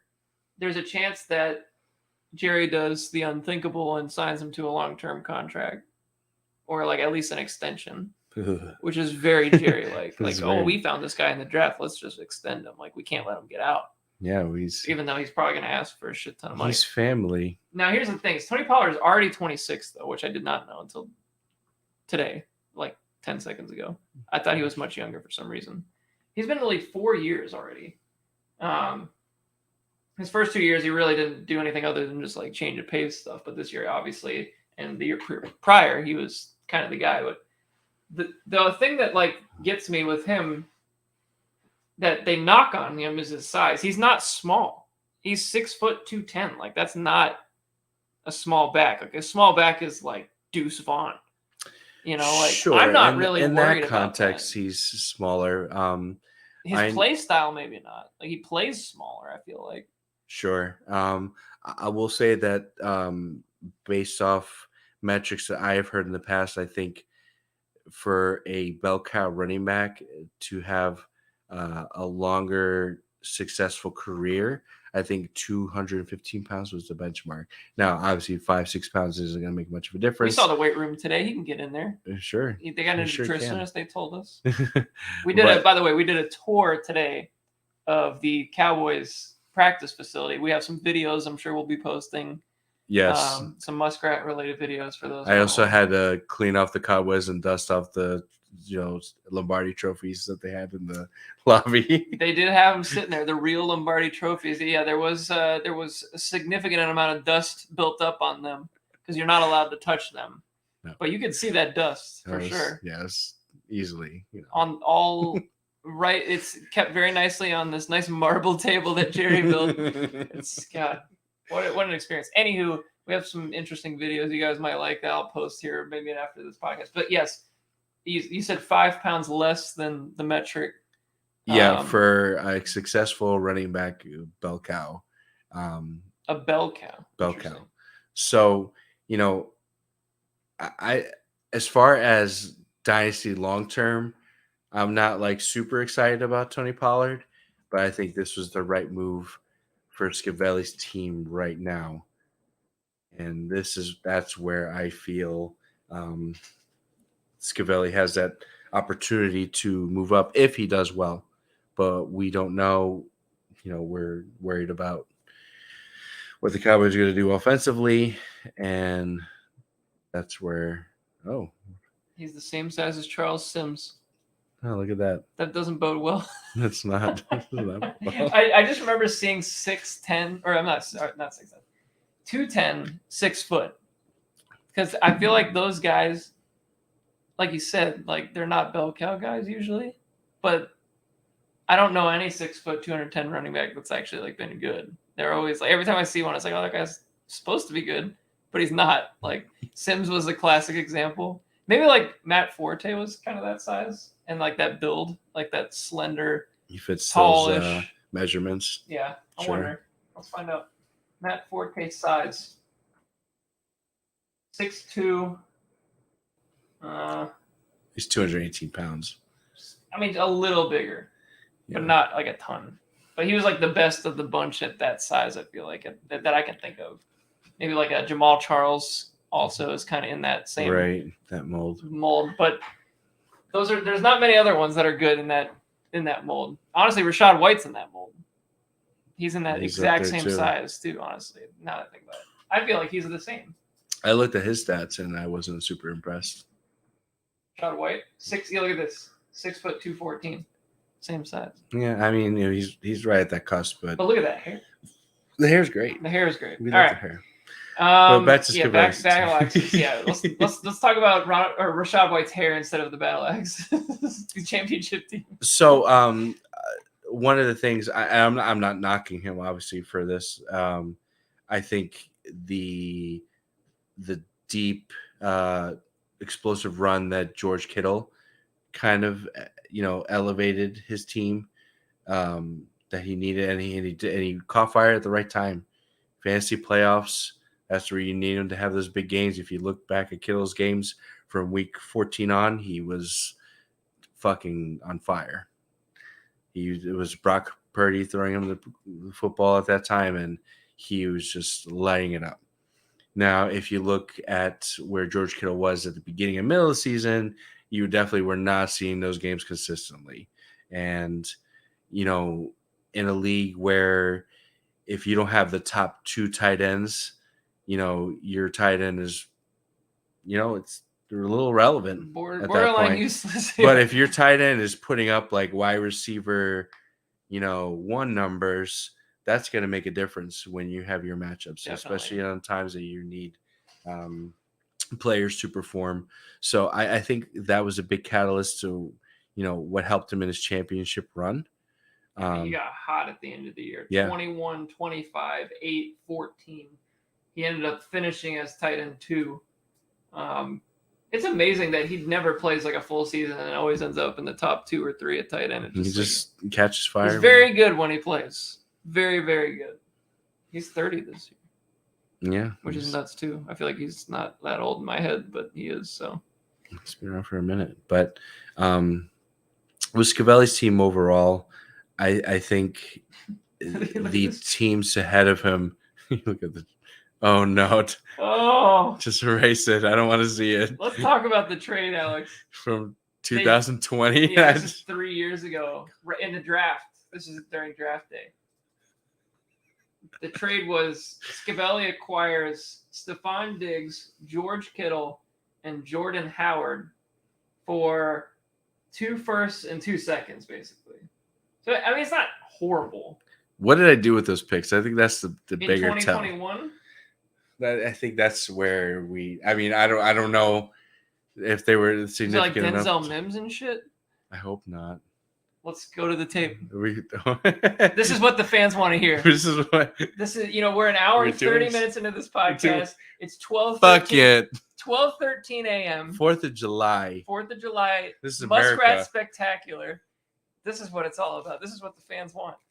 All right, let's go into the league history, draft history. You can subscribe to my Patreon, by the way. If you want more great content like this, give me money.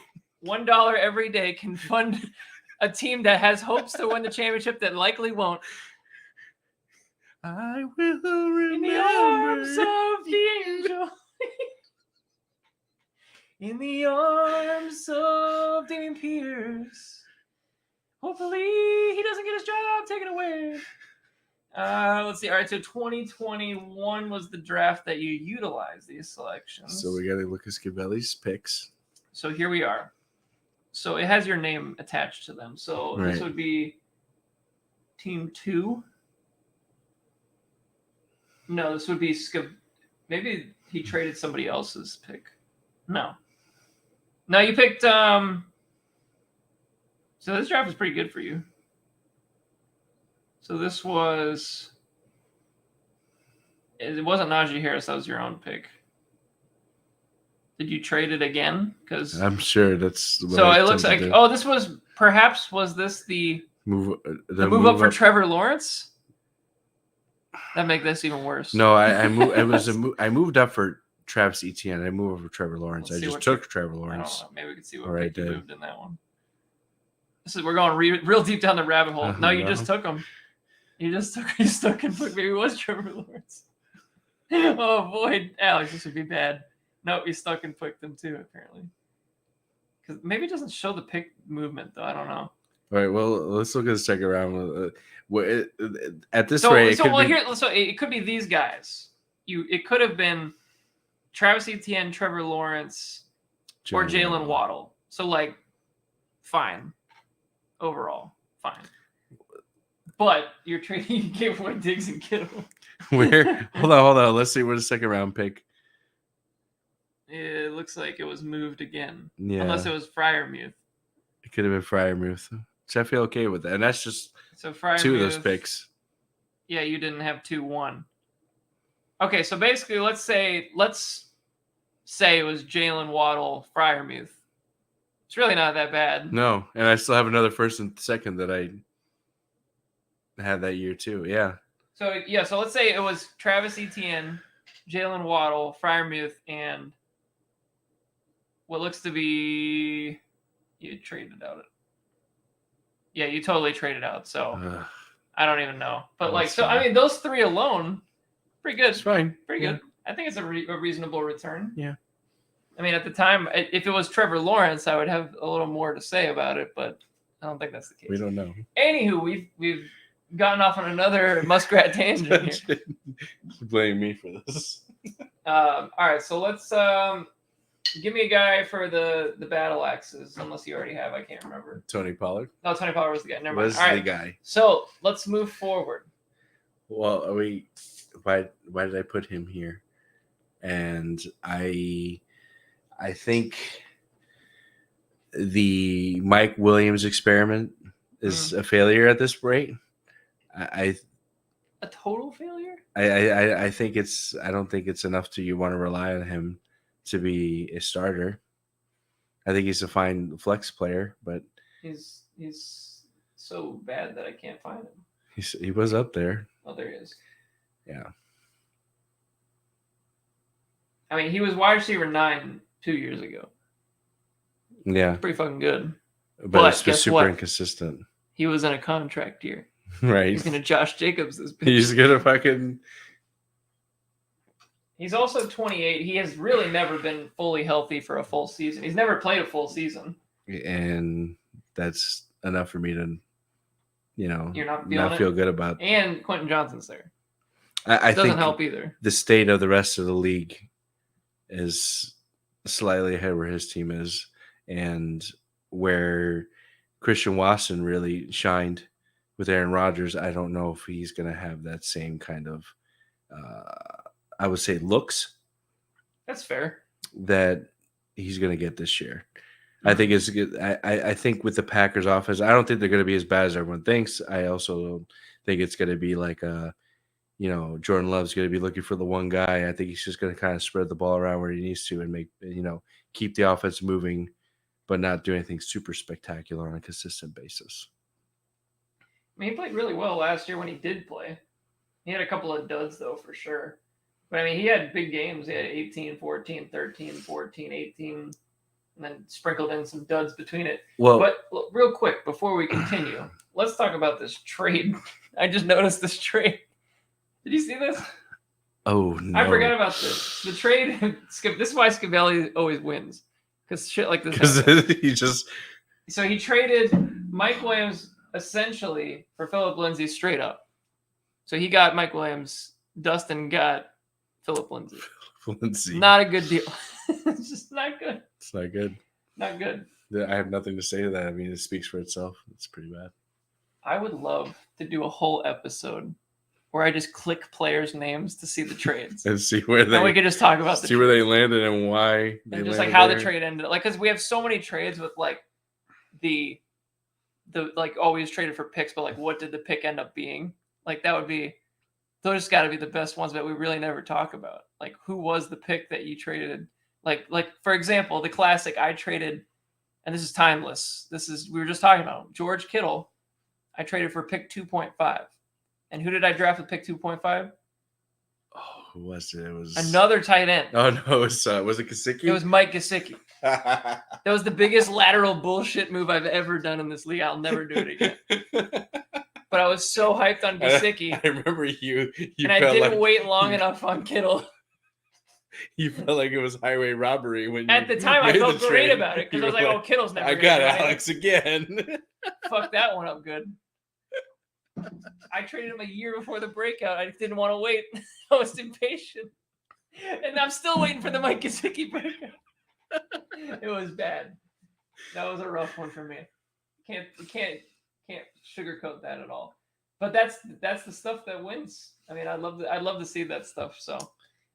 So with the battle axes, I will say that I think this is where the next tier of, I would say the next three teams are very close. So yes, I have Scavelli ranked at 5. I think you can easily make the argument for 2 or 3, but I think with this team and the next 2, I think they're all pretty interchangeable with just slight differences between the next 2. How scared are you of Scavelli's depth? Are you nervous, or are you just like he's gonna find a way?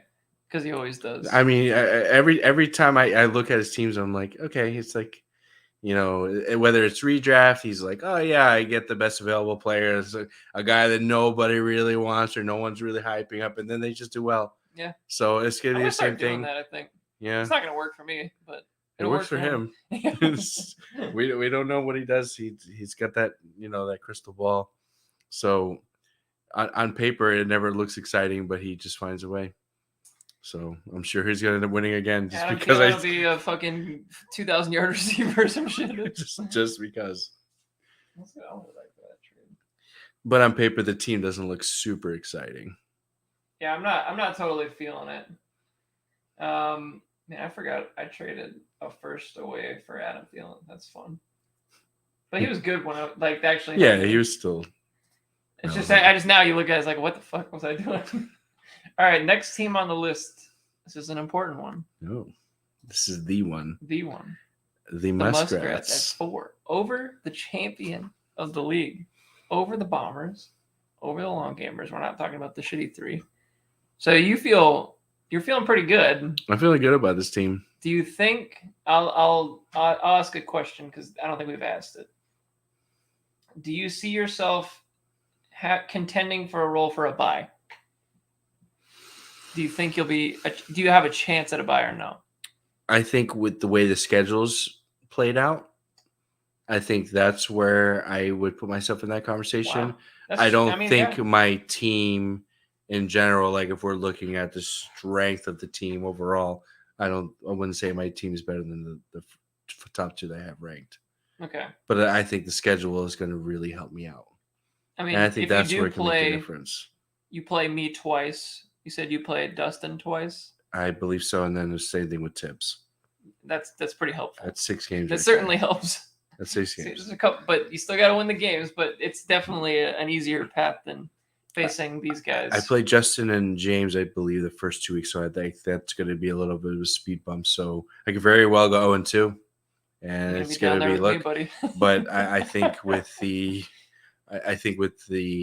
schedule, the way it's played out, I think that's where I'm going to pick up those wins, those easy wins. And I think that's enough to I would say I could consider myself in that conversation. I just don't think my teams are that much better than the top 2. So got it. We're up there. How do you feel about your quarterbacks? I think that's probably what people are questioning the most at this point with your team. Sure. So we all know Geno Smith and how he literally came out of nowhere and decided he wanted to start playing football. And he got his opportunity again after years of, sitting in the background with a, mean look on his face and doing nothing but, warming the bench. But, although we disagree, I think the weapons that he has already and even more additions now after this draft, it's hard for me to imagine that he's not at least going to play well. Mm-hmm. So I think the floor is high, but I don't expect the ceiling to be high either. Okay. I think he's just going to be a safe quarterback, nothing super fancy. Um, the division is not what it was a year even left from last year. No one's worried about the Rams. The 49ers are kind of in disarray with their quarterback situation, and the Cardinals. So, like the Seahawks, I think, are in a good position to take that division if they can put it all together. I obviously the addition of Jackson Smith and Jigba, I think he was safe to say that he was a top prospect, and Yeah, I think I like he, that. not being the number one option on that team, I think puts him in a good position to shine early, where he's not the guy that the teams are going to be game planning for week to week, and he's going to be able to get his looks. Mm. And I think with all those options that Geno Smith has available to him, that should at least make him consistent. I don't expect these 40-point games for him by any means, but I think 18 to 20 points on a regular basis, I think could easily become to come by. And if you look at how he did last year, there wasn't too many games where he kind of didn't show up. He was good. pretty solid. He was good, man. I mean, like, I'll go to his stats real quick, but I think you mentioned it just a second ago that we were talking about earlier. I have this gut feeling with absolutely no analytical, backing or any sort of statistical backing. I just think he's going to stink this year. It's my gut. I mean, he's stunk his whole career, so it's. I just don't. I think it might have been a fluke. I think the whole thing might have been a fluke. He's losing his quarterback coach, which came to the Bucs to be an OC. He still has the same OC, but I don't know if that changes anything. But there's something that I'm like, I just don't think it's going to work out. I think they gave him that contract, and I think they're going to end up regretting it somehow, and it's just not going to be what they thought it was going to be. But once again, absolutely no analytical backing whatsoever. Hey, sometimes we have to make those gut feeling decisions on our teams, and sometimes they pay off, and sometimes they don't. Yeah, he went from QB. At one point, he was QB 262nd. He had negative points in 2018. I don't think I've ever seen that. I've never seen that either. Other than maybe like the Derek Anderson, Nathan Peterman. That's impressive. Yeah, negative Peterman, I would say. points for his 2018 season with the Chargers. That's impressive. He's definitely been a journeyman. I mean, let's look at his numbers last year. It's 21, 23, 36, 30, couple of stinkers, 23, 24, 20. I mean, yeah, he's rock solid for most of the year. Kind of struggled towards the end against San Francisco, the Jets, and the Rams, but really not bad. And he finished QB5, and he threw 30 touchdowns and 11 picks. And at no point in his career did he throw more than 13 prior to that. So that's pretty. It just seems like a mirage. Like it's like, is this actually a nice watering hole, or am I just being bamboozled? I don't know. I guess if the situation had changed where like, oh, he went to another team, that would scare me way more. Or he lost like half of the wide receivers that he was throwing to. But he didn't lose anybody. He got better more overall stats. He got more weapons. And I'm still down on him for some reason. I just think the floor is safe. I don't expect him to. What's his floor? QB what? 15? 14, 13. So you feel pretty damn good. Yeah. Okay. I think he's safe. You think it's enough to hold you over until Kyler comes back, potentially? Correct. And even at that point, you still have Jimmy. Unless the Cardinals are going to light it up, which I think for the sake of having to throw because they're going to be so bad. But, I could, as long as Geno Smith doesn't fuck things up, I could easily just leave him in there. He's not going to beat out Josh Allen if I play him, or he's not going to beat out Patrick Mahomes. No. But he's going to keep my team afloat. Yeah, he won't be the reason you lose. Correct. Probably. But he also probably won't be the reason you win. No.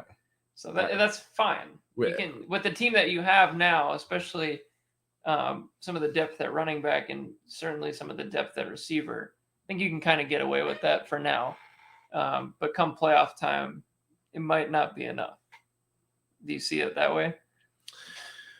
No, I think the depth at running back, if history shows, at least my history, if you have the running back room, you can make it happen if you have deficits in other positions.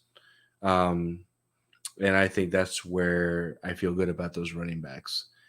And a lot, I would say, even my fifth running back, who I guess we would consider DeAndre Swift, I think his absolute floor is flex RB3. His floor is flex RB3 for Swift. Interesting. Okay. And that's my fifth running back. Yeah, I mean, it's not like a guy that you're super relying on. Right. He's kind of a bonus player, if you will. And now we're talking about Dameon Pierce again, similar floor with a little bit of higher upside. Same with Najee Harris, Ramondre Stevenson, Breece Hall. They all are trending upwards. And if you look at the fantasy community and how they feel about a lot of these players, these are guys that are, if they're not going in the late first, they're going just outside of the first and second rounds in a lot of redrafts.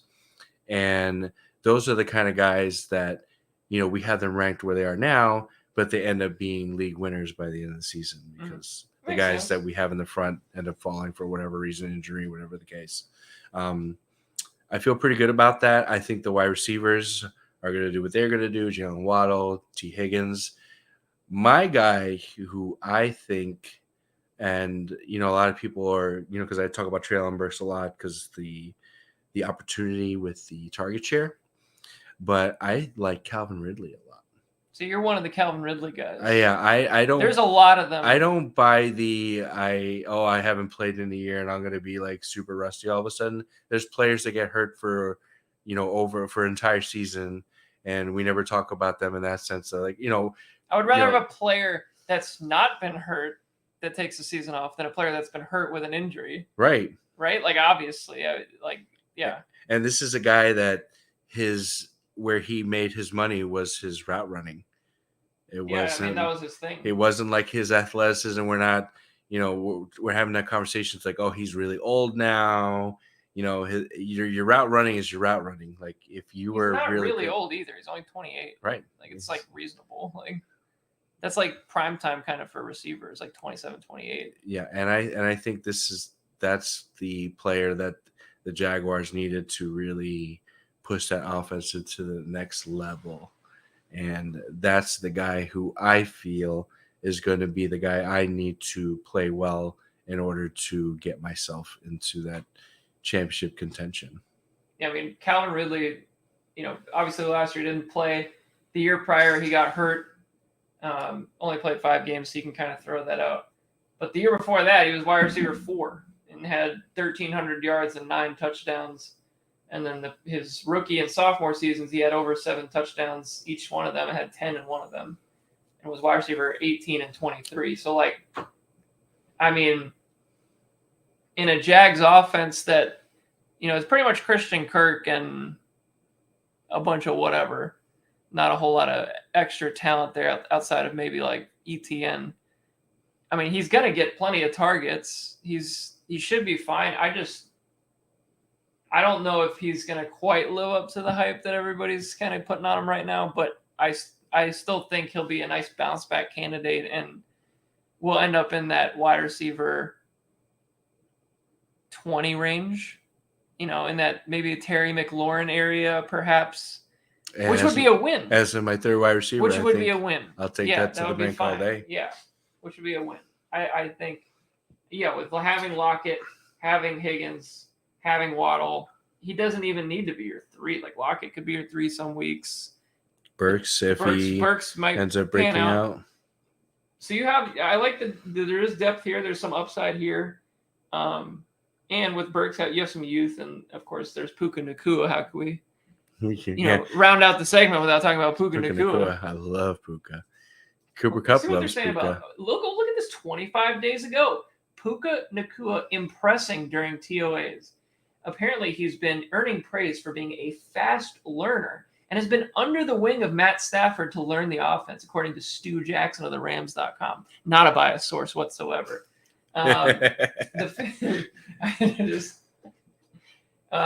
added, he's a guy that we're expecting him to come in and expecting him to contribute and compete. That's not coach speak at all.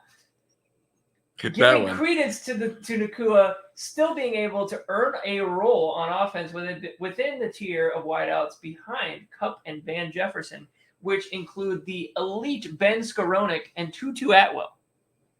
Yeah, those last two names right there. Elite. Is all you need to know about. So it has nothing to do with Puka Nacua's talent. It's just there ain't shit on this team. I think opportunity plays a big role. I think the praise has been there not only from the coach and their quarterback, but fellow wide receiver Cooper Kupp has also. He loves him. A lot of praise about. I didn't know that. No, he loves him. Well, shit. He had a whole press conference about him. That's it. He's locked in. I love the Puka. You know what's unbelievable is I know that the Rams have no capital, really at all, but like this receiving room fucking stinks. It's bad. It didn't until they drafted Puka Nacua. You're right, but outside of Puka Nacua, it stinks. This is one of the worst receiving rooms. It's Van Jefferson, Ben Skowronek, Tutu Atwell, Lance McCutcheon. I believe it's a Los Angeles Lambs player for a little while. Oh, yes, I do recall. And Austin Trammell. Austin Trammell. Who the fuck? That's like that other guy we were talking about earlier. Who the fuck is that guy? Austin Trammell? No idea. Looks like a nice guy. He's a 25-year-old player from Rice. And he has 4 career targets, so I'm not feeling good about this guy. He got 2 receptions for 13 yards. He's really battling it out with Puka Nacua. Yeah, dude, I can't believe what the Rams. Like, there's got to be somebody out there better than these guys. Like, I feel like there has to be something. But maybe they can't afford them because their cap situation sucks so bad. Anywho, all right. So your guy, your watch out for the guy was Calvin Ridley. Correct. Okay. My tight end room is not ideal. It's not. Okongwu, I think with he's hyped right now, though, man. The targets, people love him, and I think that's I think I made that mention to you that if he had the same amount of targets and receptions that Kyle Pitts has rookie season, I think with the touchdowns he had versus the yardage that Kyle Pitts had, I think they would have been pretty close to each other as far as where they end up in the fantasy rankings.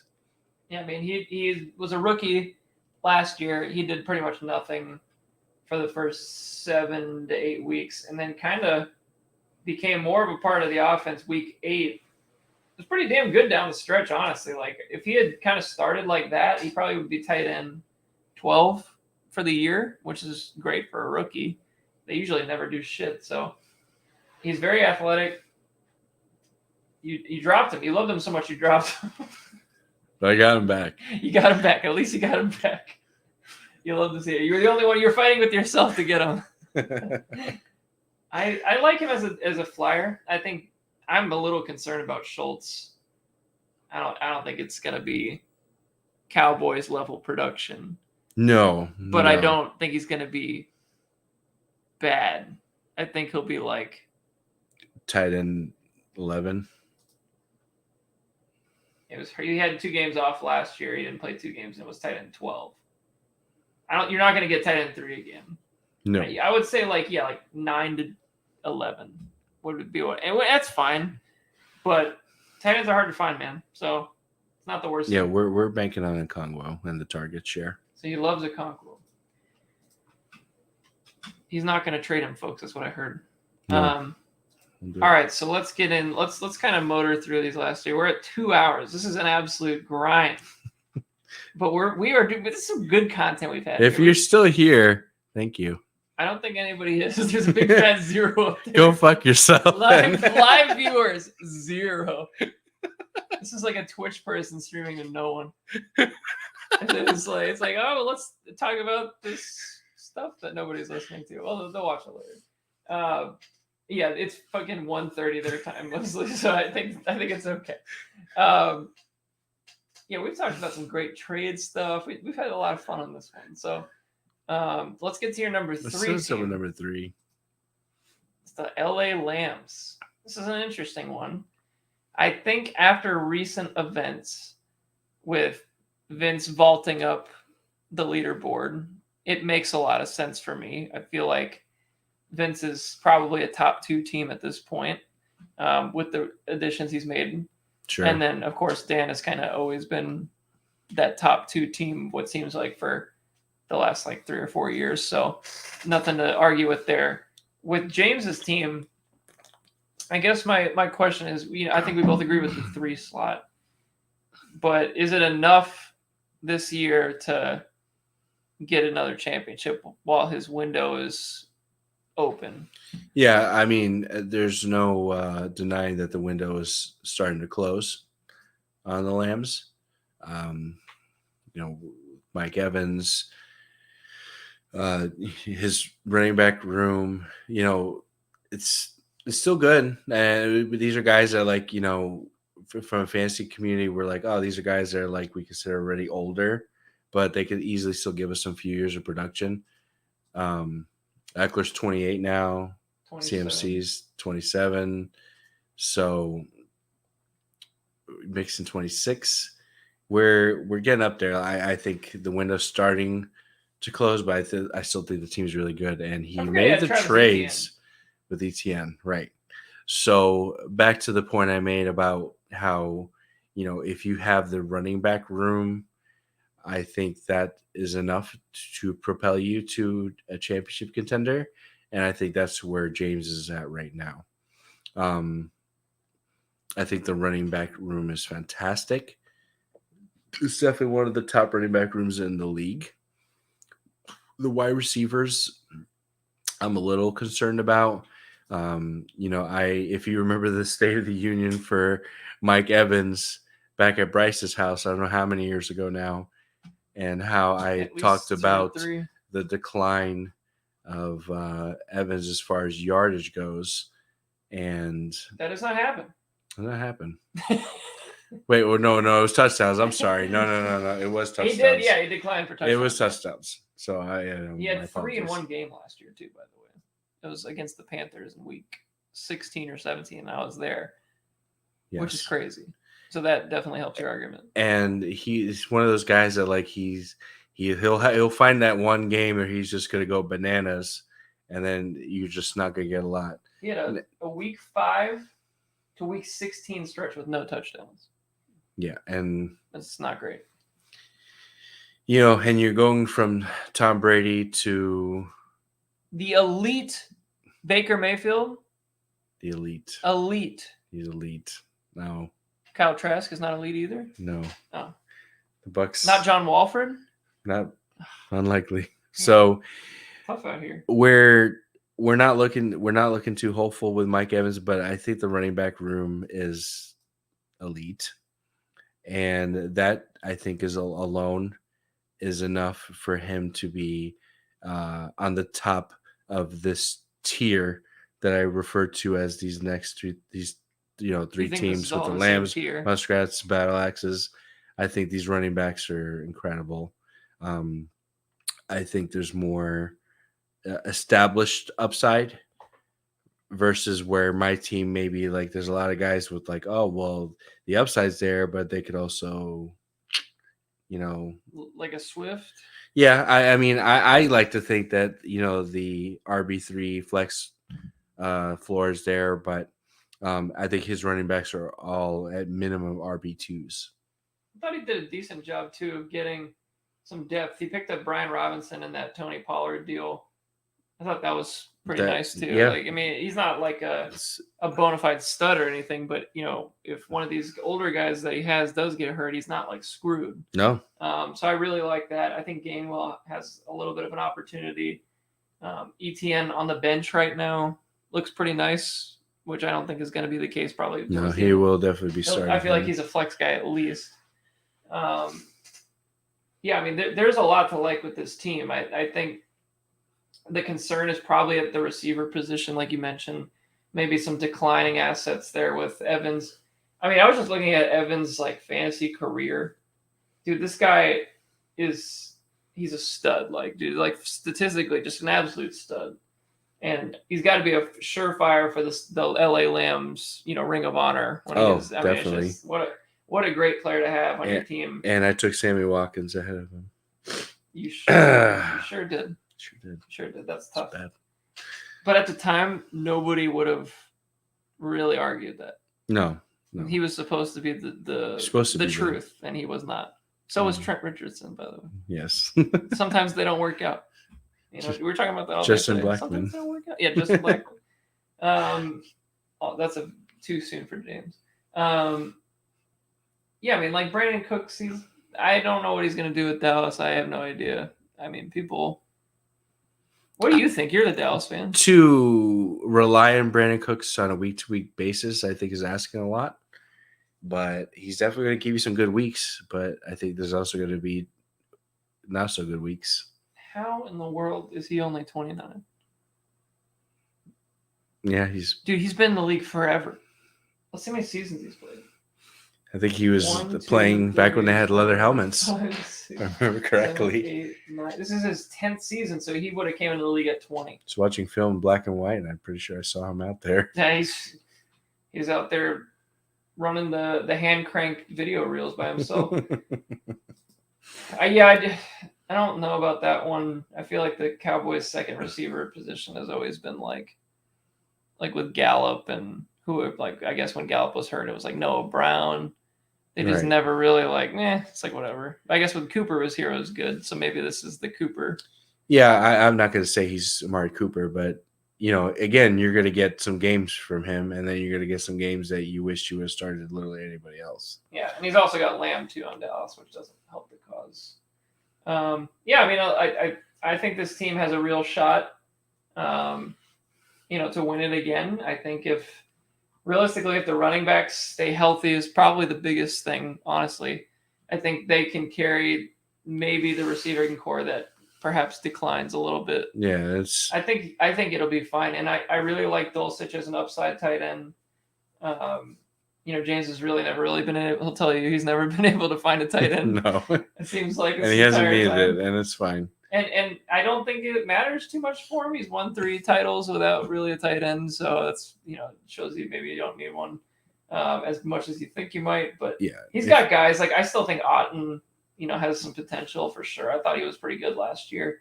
Strange, nobody's really talking about at tight end, but I think he's a sneaky one. Conklin was serviceable, Everett serviceable. So he's got guys. It's not like he's screwed at tight end. He's got a little bit too many tight ends. I feel like that's not going to end up being the case. I would hope not. I think a few of these guys might end up on the old chopping block, but we'll see. I also think that he's got some other guys up here I could see being easily cuttable, like an Amari Rodgers, perhaps. I'm not worried too much about that right now. So who's the guy that you're looking at here as the sleeper, non-starter sleeper?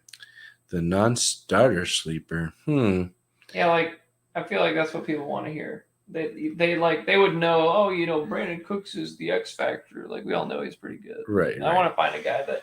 So off the wall. There's 2 guys I'm looking at, and I think we're gonna say one that doesn't need things to go in his favor to make it work. I think Brian Robinson would be the first choice. I think that's a safe bet that, I think the Washington Redskins offense is going to surprise a lot of people. I don't think Sam Howell is amazing, but I think he's good. I think the offense is going to click better than they have in the last, 3 or 4 years that they've, been around. So you're a Sam Howell guy. I like him. You like him. He played 1 game last year. I like him. You saw enough? No more. I saw enough from 1 game. The team seems to feel good about him more than they did Tyler Heineke or Carson Wentz. So we're gonna bank on that. And I liked him along college. think he's I think good. he Yeah, did like too. I have some upside. I feel decent about him. But I was saying the guy that needs things to go his way in order for him to have opportunity is Israel Abaconda. I Now, liked this him would be coming out. terrible for me because I would need a Brees Hall, either an injury or a Why would you even serious. say that? I want to be, I want to be honest All right. with how it's, obviously, like I said, things have to go a certain way for this to happen. But Israel Abaconda, I like a lot. I thought he was great coming out. I was really targeting him in our rookie draft, but the landing spot was not ideal. Horrible. Probably the worst, really, outside of maybe like a couple like Zach Evans going to the Rams in the 7th round or some shit like that. Sure. But like from a top picks perspective, I think people were expecting him to go in like the 2nd, 3rd round of the actual draft. Ends up going 143, so that would be like the 4th or 5th round. Correct. So not great landing spot, not great capital. He's honestly, he played really well last year when he came in? Zonovan Knight. He wasn't even that bad. Like he was pretty functionable. Like He's fine. He had like 10 points, 11 points, 13 points, and then his usage kind of declined a little bit. 13. Yeah, so he really struggled down the stretch, but like he was good in that 5-week window or whatever. And then Michael Carter's still there. So like I don't know how he gets on the field like at all. I think he has the talent to beat those two. If Brees Hall goes down again, which please don't do that. I mean, Carter was serviceable as a 3rd down back, but he's not like a. He's not the guy. He's not going to carry. I mean, clearly he didn't carry the load when Hall went down. And it was Zonovan Knight, right? So it's like he's the change of pace guy clearly. So I guess he could beat out those two, but.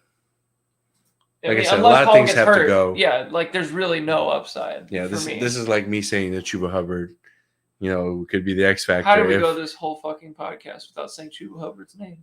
Oh, we didn't even mention him. What are your expectations for him this season? Well, after trading a 2nd for him, another 2nd for him. So and this is the I alluded to talking to you before, where I was having to wait on a CMC injury for him to get his opportunity, where now I feel like the man in front of him, Miles Sanders, I don't know if he's that guy that I have to, worry about him not getting any opportunities because Miles Sanders is in the picture.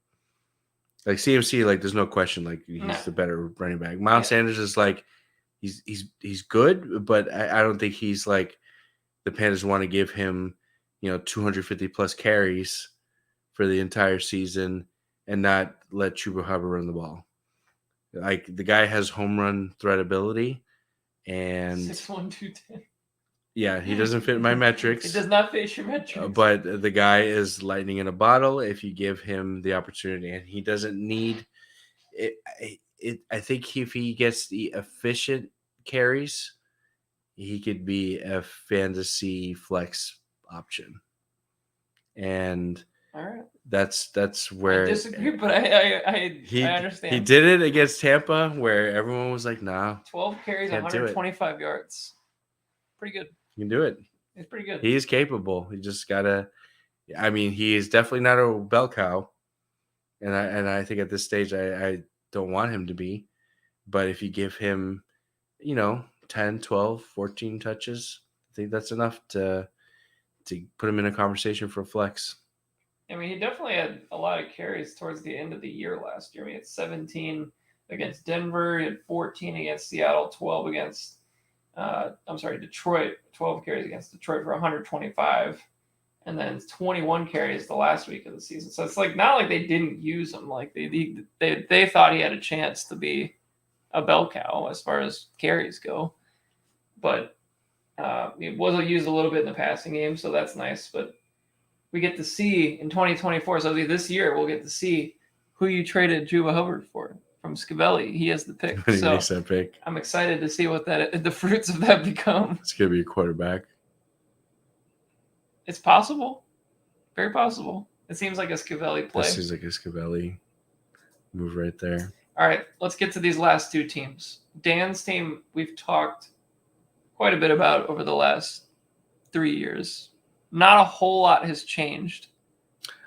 So again, this ranking I think was made before the recent events of. Now I don't think it changes the ranking, but I think it something to be mentioned was the release of Dalvin Cook putting Alexander Madison into the starting role in the Minnesota Vikings offense, and the tantalizing idea of where. Oh my goodness! I just said his name. Sorry, it's late, guys. Dalvin Cook, where he ends up. So, where we talked about Dan's running backs maybe being the potential weakness of his team, is now not looking so weak. It could be. You know, they could just be like cannibalizing each other. And now they're very much likely going to be split up, and both could have a starting role, which would be awesome for him. That's exactly what I'm sure that's what he was probably happy about that. Yeah. So, I mean, he's truly been one of the handcuffs of all handcuffs over the last 4 years, I feel like. And he's been useful in those handcuff games. Last year, he didn't have his only game over 8 carries was week 18, but really didn't do anything at all prior to that. So, I mean, we'll get a chance to see what he's made of. I think I'm a little bit confused about his contract situation. Look at this trade, by the way. Ooh. 2021, Sean O'Shea traded Alexander Madison for Tyler Higbee and a fourth. I mean, at the time, it was like, sure. It was one of those classic depth trades where it's like, oh, that happened. That's interesting, but nothing like earth-shattering there. But I mean, now the long-term value of this holy is shit, beautiful for Dan. Sean could really use Alexander Madison right now as running back, though. I think Sean could use Alexander Madison much more than Tyler Higbee right now. It's very interesting. Yeah, I think, you know, as far as the team, there's a few declining assets for sure. I think Keenan Allen's one of them. Yes. At this point in his career, he's been injured a lot recently. He's getting older. I think he's going to be 32 this year. Yeah, 32. He's 31 now. Don't see that lasting forever. I'm a little worried with Dobbins still. It just seems like the guy's never healthy. Like, I just never see him He's healthy. A good kid, but yeah, he just can't seem to stay on the field. I can't. Yeah, I mean, he's literally 2020 played 15 games, and he's played 8 in the last 3 seasons combined. It's not great. But we all like him. Like, everybody, I don't think anybody hates J.K. Dobbins. It's just like, dude, we can't even play you. It's just like a waste of a spot. Yeah, and you're at this rate, even, I mean, at least with Saquon Barkley, you knew, you know, the talent and what it was staying on the field, and he's just a bigger back.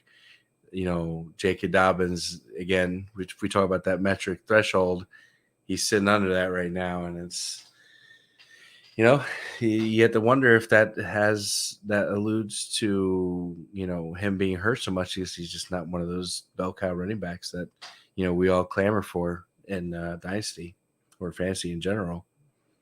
Is there a sleeper here that you like? Yeah, I mean, I think Madison, as we already mentioned, definitely fit. Yeah. Yeah. How about a deep sleeper?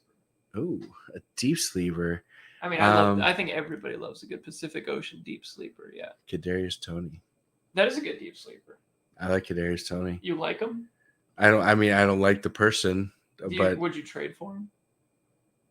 Like, would you be happy if he was on your team? As like a fourth wide receiver on my team right now, I think I would feel okay with him. Fourth wide receiver? I mean, if we're talking about, this man has done nothing. Waddle, he's done T. Higgins, 0 and 3. And like Treylon Burks, and then if I had him as a fourth instead of Calvin Ridley, I'd feel okay with it. I think really don't agree at all. I mean, you know, the flashes have been there. He just has, for one reason or another, he just has not put it together. And that's where a lot of, Been injured. guys like this, we're looking for the upside, and, versus other guys that are going in his range just do not have that upside that he does. And That is true. if he's going to hit, being on the Kansas City Chiefs is probably the best spot. I mean, this is his best chance to be Tyreek Hill too. Like, out of all the players that they have rostered since he's left, like since Tyreek has left, like he's their best shot. Yeah. Like, I mean, at that type of player, I'm not saying he's as fast but he is the only like guy with the ball in his hands that might be remotely close to like Tyreek Hill. Which, if they end up using him in that role, and he is somehow healthy, I mean, yeah, wide receiver 4 is on your team would be great, and I think he'd get a lot of production out of that. And with Dan's team already being as stacked as it is, that's the perfect guy you could have sitting on your bench. Yep, doesn't have to worry about him at all. Like, doesn't need to rely on him one bit. It's just like if he drills, then it drills. And then he can just stick him right in the flex spot, and pretty great. The beat keeps drumming. I like Dan's depth too. I really like guys like Lazard on the bench. I think he could be useful. Yeah. I still think Rondale Moore, I have some hope for him. I like Hutchinson as a deep guy. I think Gibson still is reasonable. At worst, like with the bye week blues, these are great guys that you want to fill in for those spots. Way better than a lot of teams can do on bye weeks. Like he can make it happen. So. And he has that depth where maybe we felt he didn't have that in the past, and that might be the catalyst that he needed. It might be, and of course, getting Nick Chubb from you was kind of that. Now that Dalvin might not be that RB1 elite guy that he was in the past, like getting Chubb as pretty much an RB1 is kind of nice too. So he's done a great job. I mean, this team is freaking great. So let's get to your number 1 team and say, I guess it's not a shock anymore. No shock. So why did you choose Vince's team over Dan's, the Lambs, and everybody else? So something I've mentioned a few times in this podcast, this very long podcast, that some of this rankings were made before some of the more recent trades were made, if you will. So this is before the Jonathan Taylor made was complete.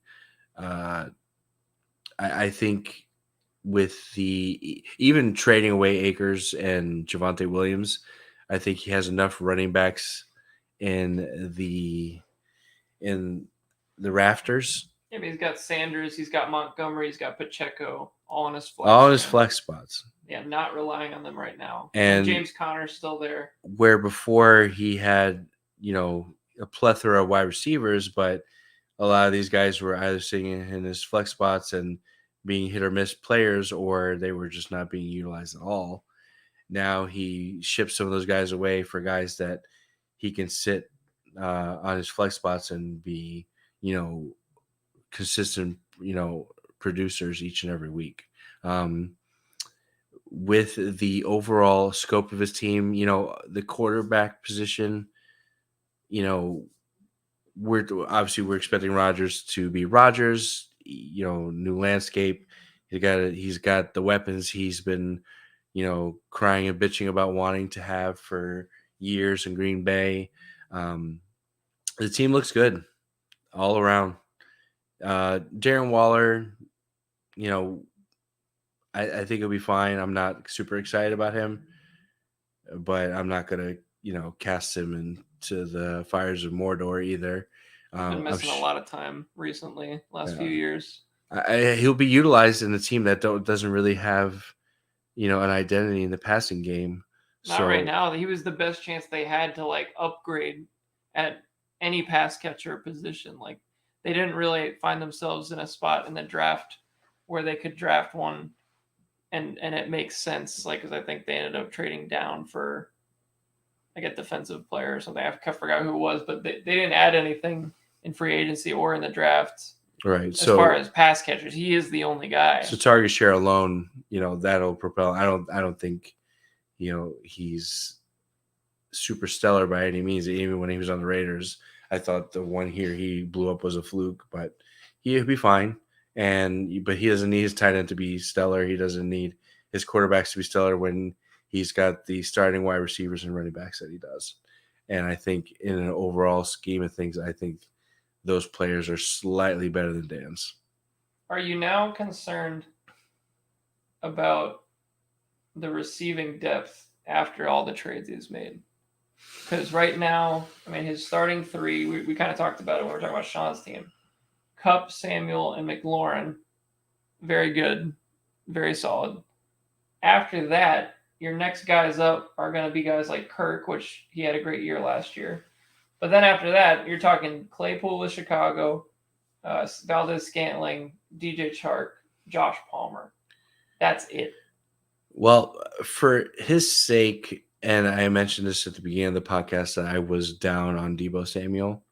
Yeah. For his sake, I hope I'm wrong with the Deebo, and he ends up being that multi-faceted threat for the 49ers, whether it's in the run game or the passing game.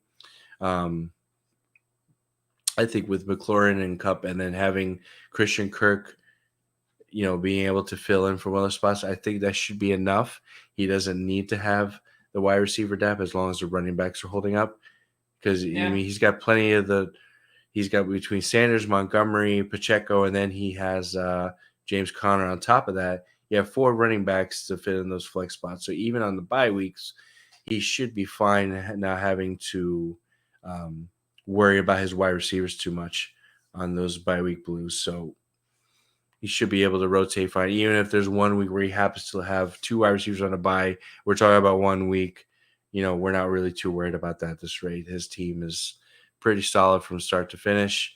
Obviously, the depth is a concern, but at the end of the day, and this is something I don't know, maybe he took a page out of my book. It's great you have depth, but you're not getting points from the people sitting on your bench. No, and if you can flip them for guys like Taylor and guys like Bijan, and you get some elite talents. And those guys are giving you points. Yeah, they're doing something. Versus the guys that could give you points if some other player on your team gets hurt. Yeah, like for example, for him, moving a guy like Pickens, you don't know week to week if he's really going to be the guy as of right now. Like moving a guy like him makes sense because you can cash it in for somebody like a Bijan that you're going to play. And the Atlanta Falcons didn't draft him where they did to give him a he's going to get a split back role. No, he's going to get 275 carries. Like he's going to get a shit ton of carries. And even if he isn't efficient with those, there's still going to be it's the Najee Harris RB1 situation. Numbers. Even even the floor at this rate is RB1 back and RB1. I don't know how if he stays healthy and gets that workload. I don't know how he finishes outside RB15. Yeah, it's just not going to happen. Like what did Harris finish his rookie year? Like 12 or something. 12. Let's take a look.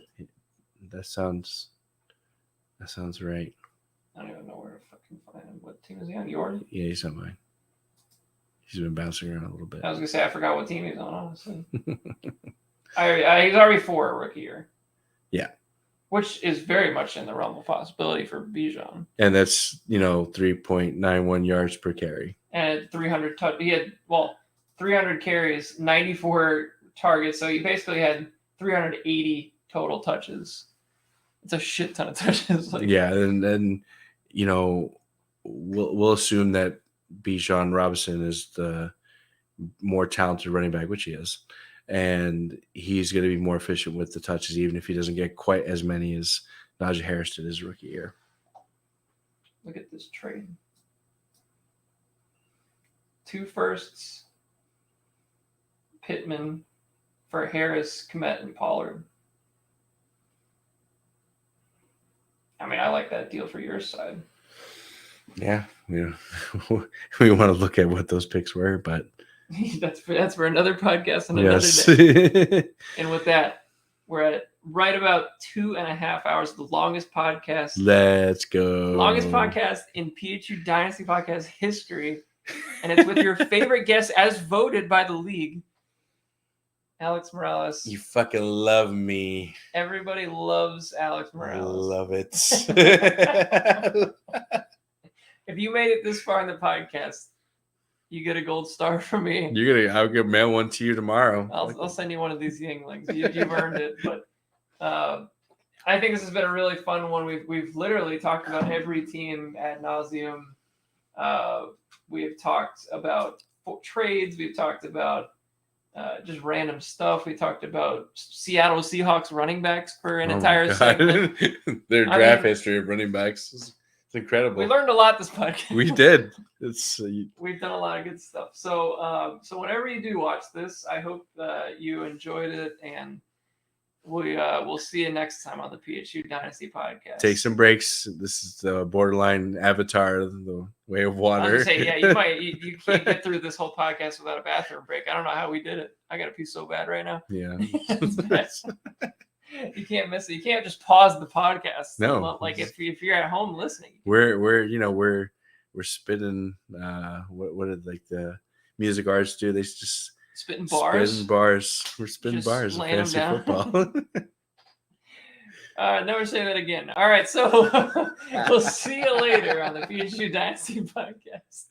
Spitting bars.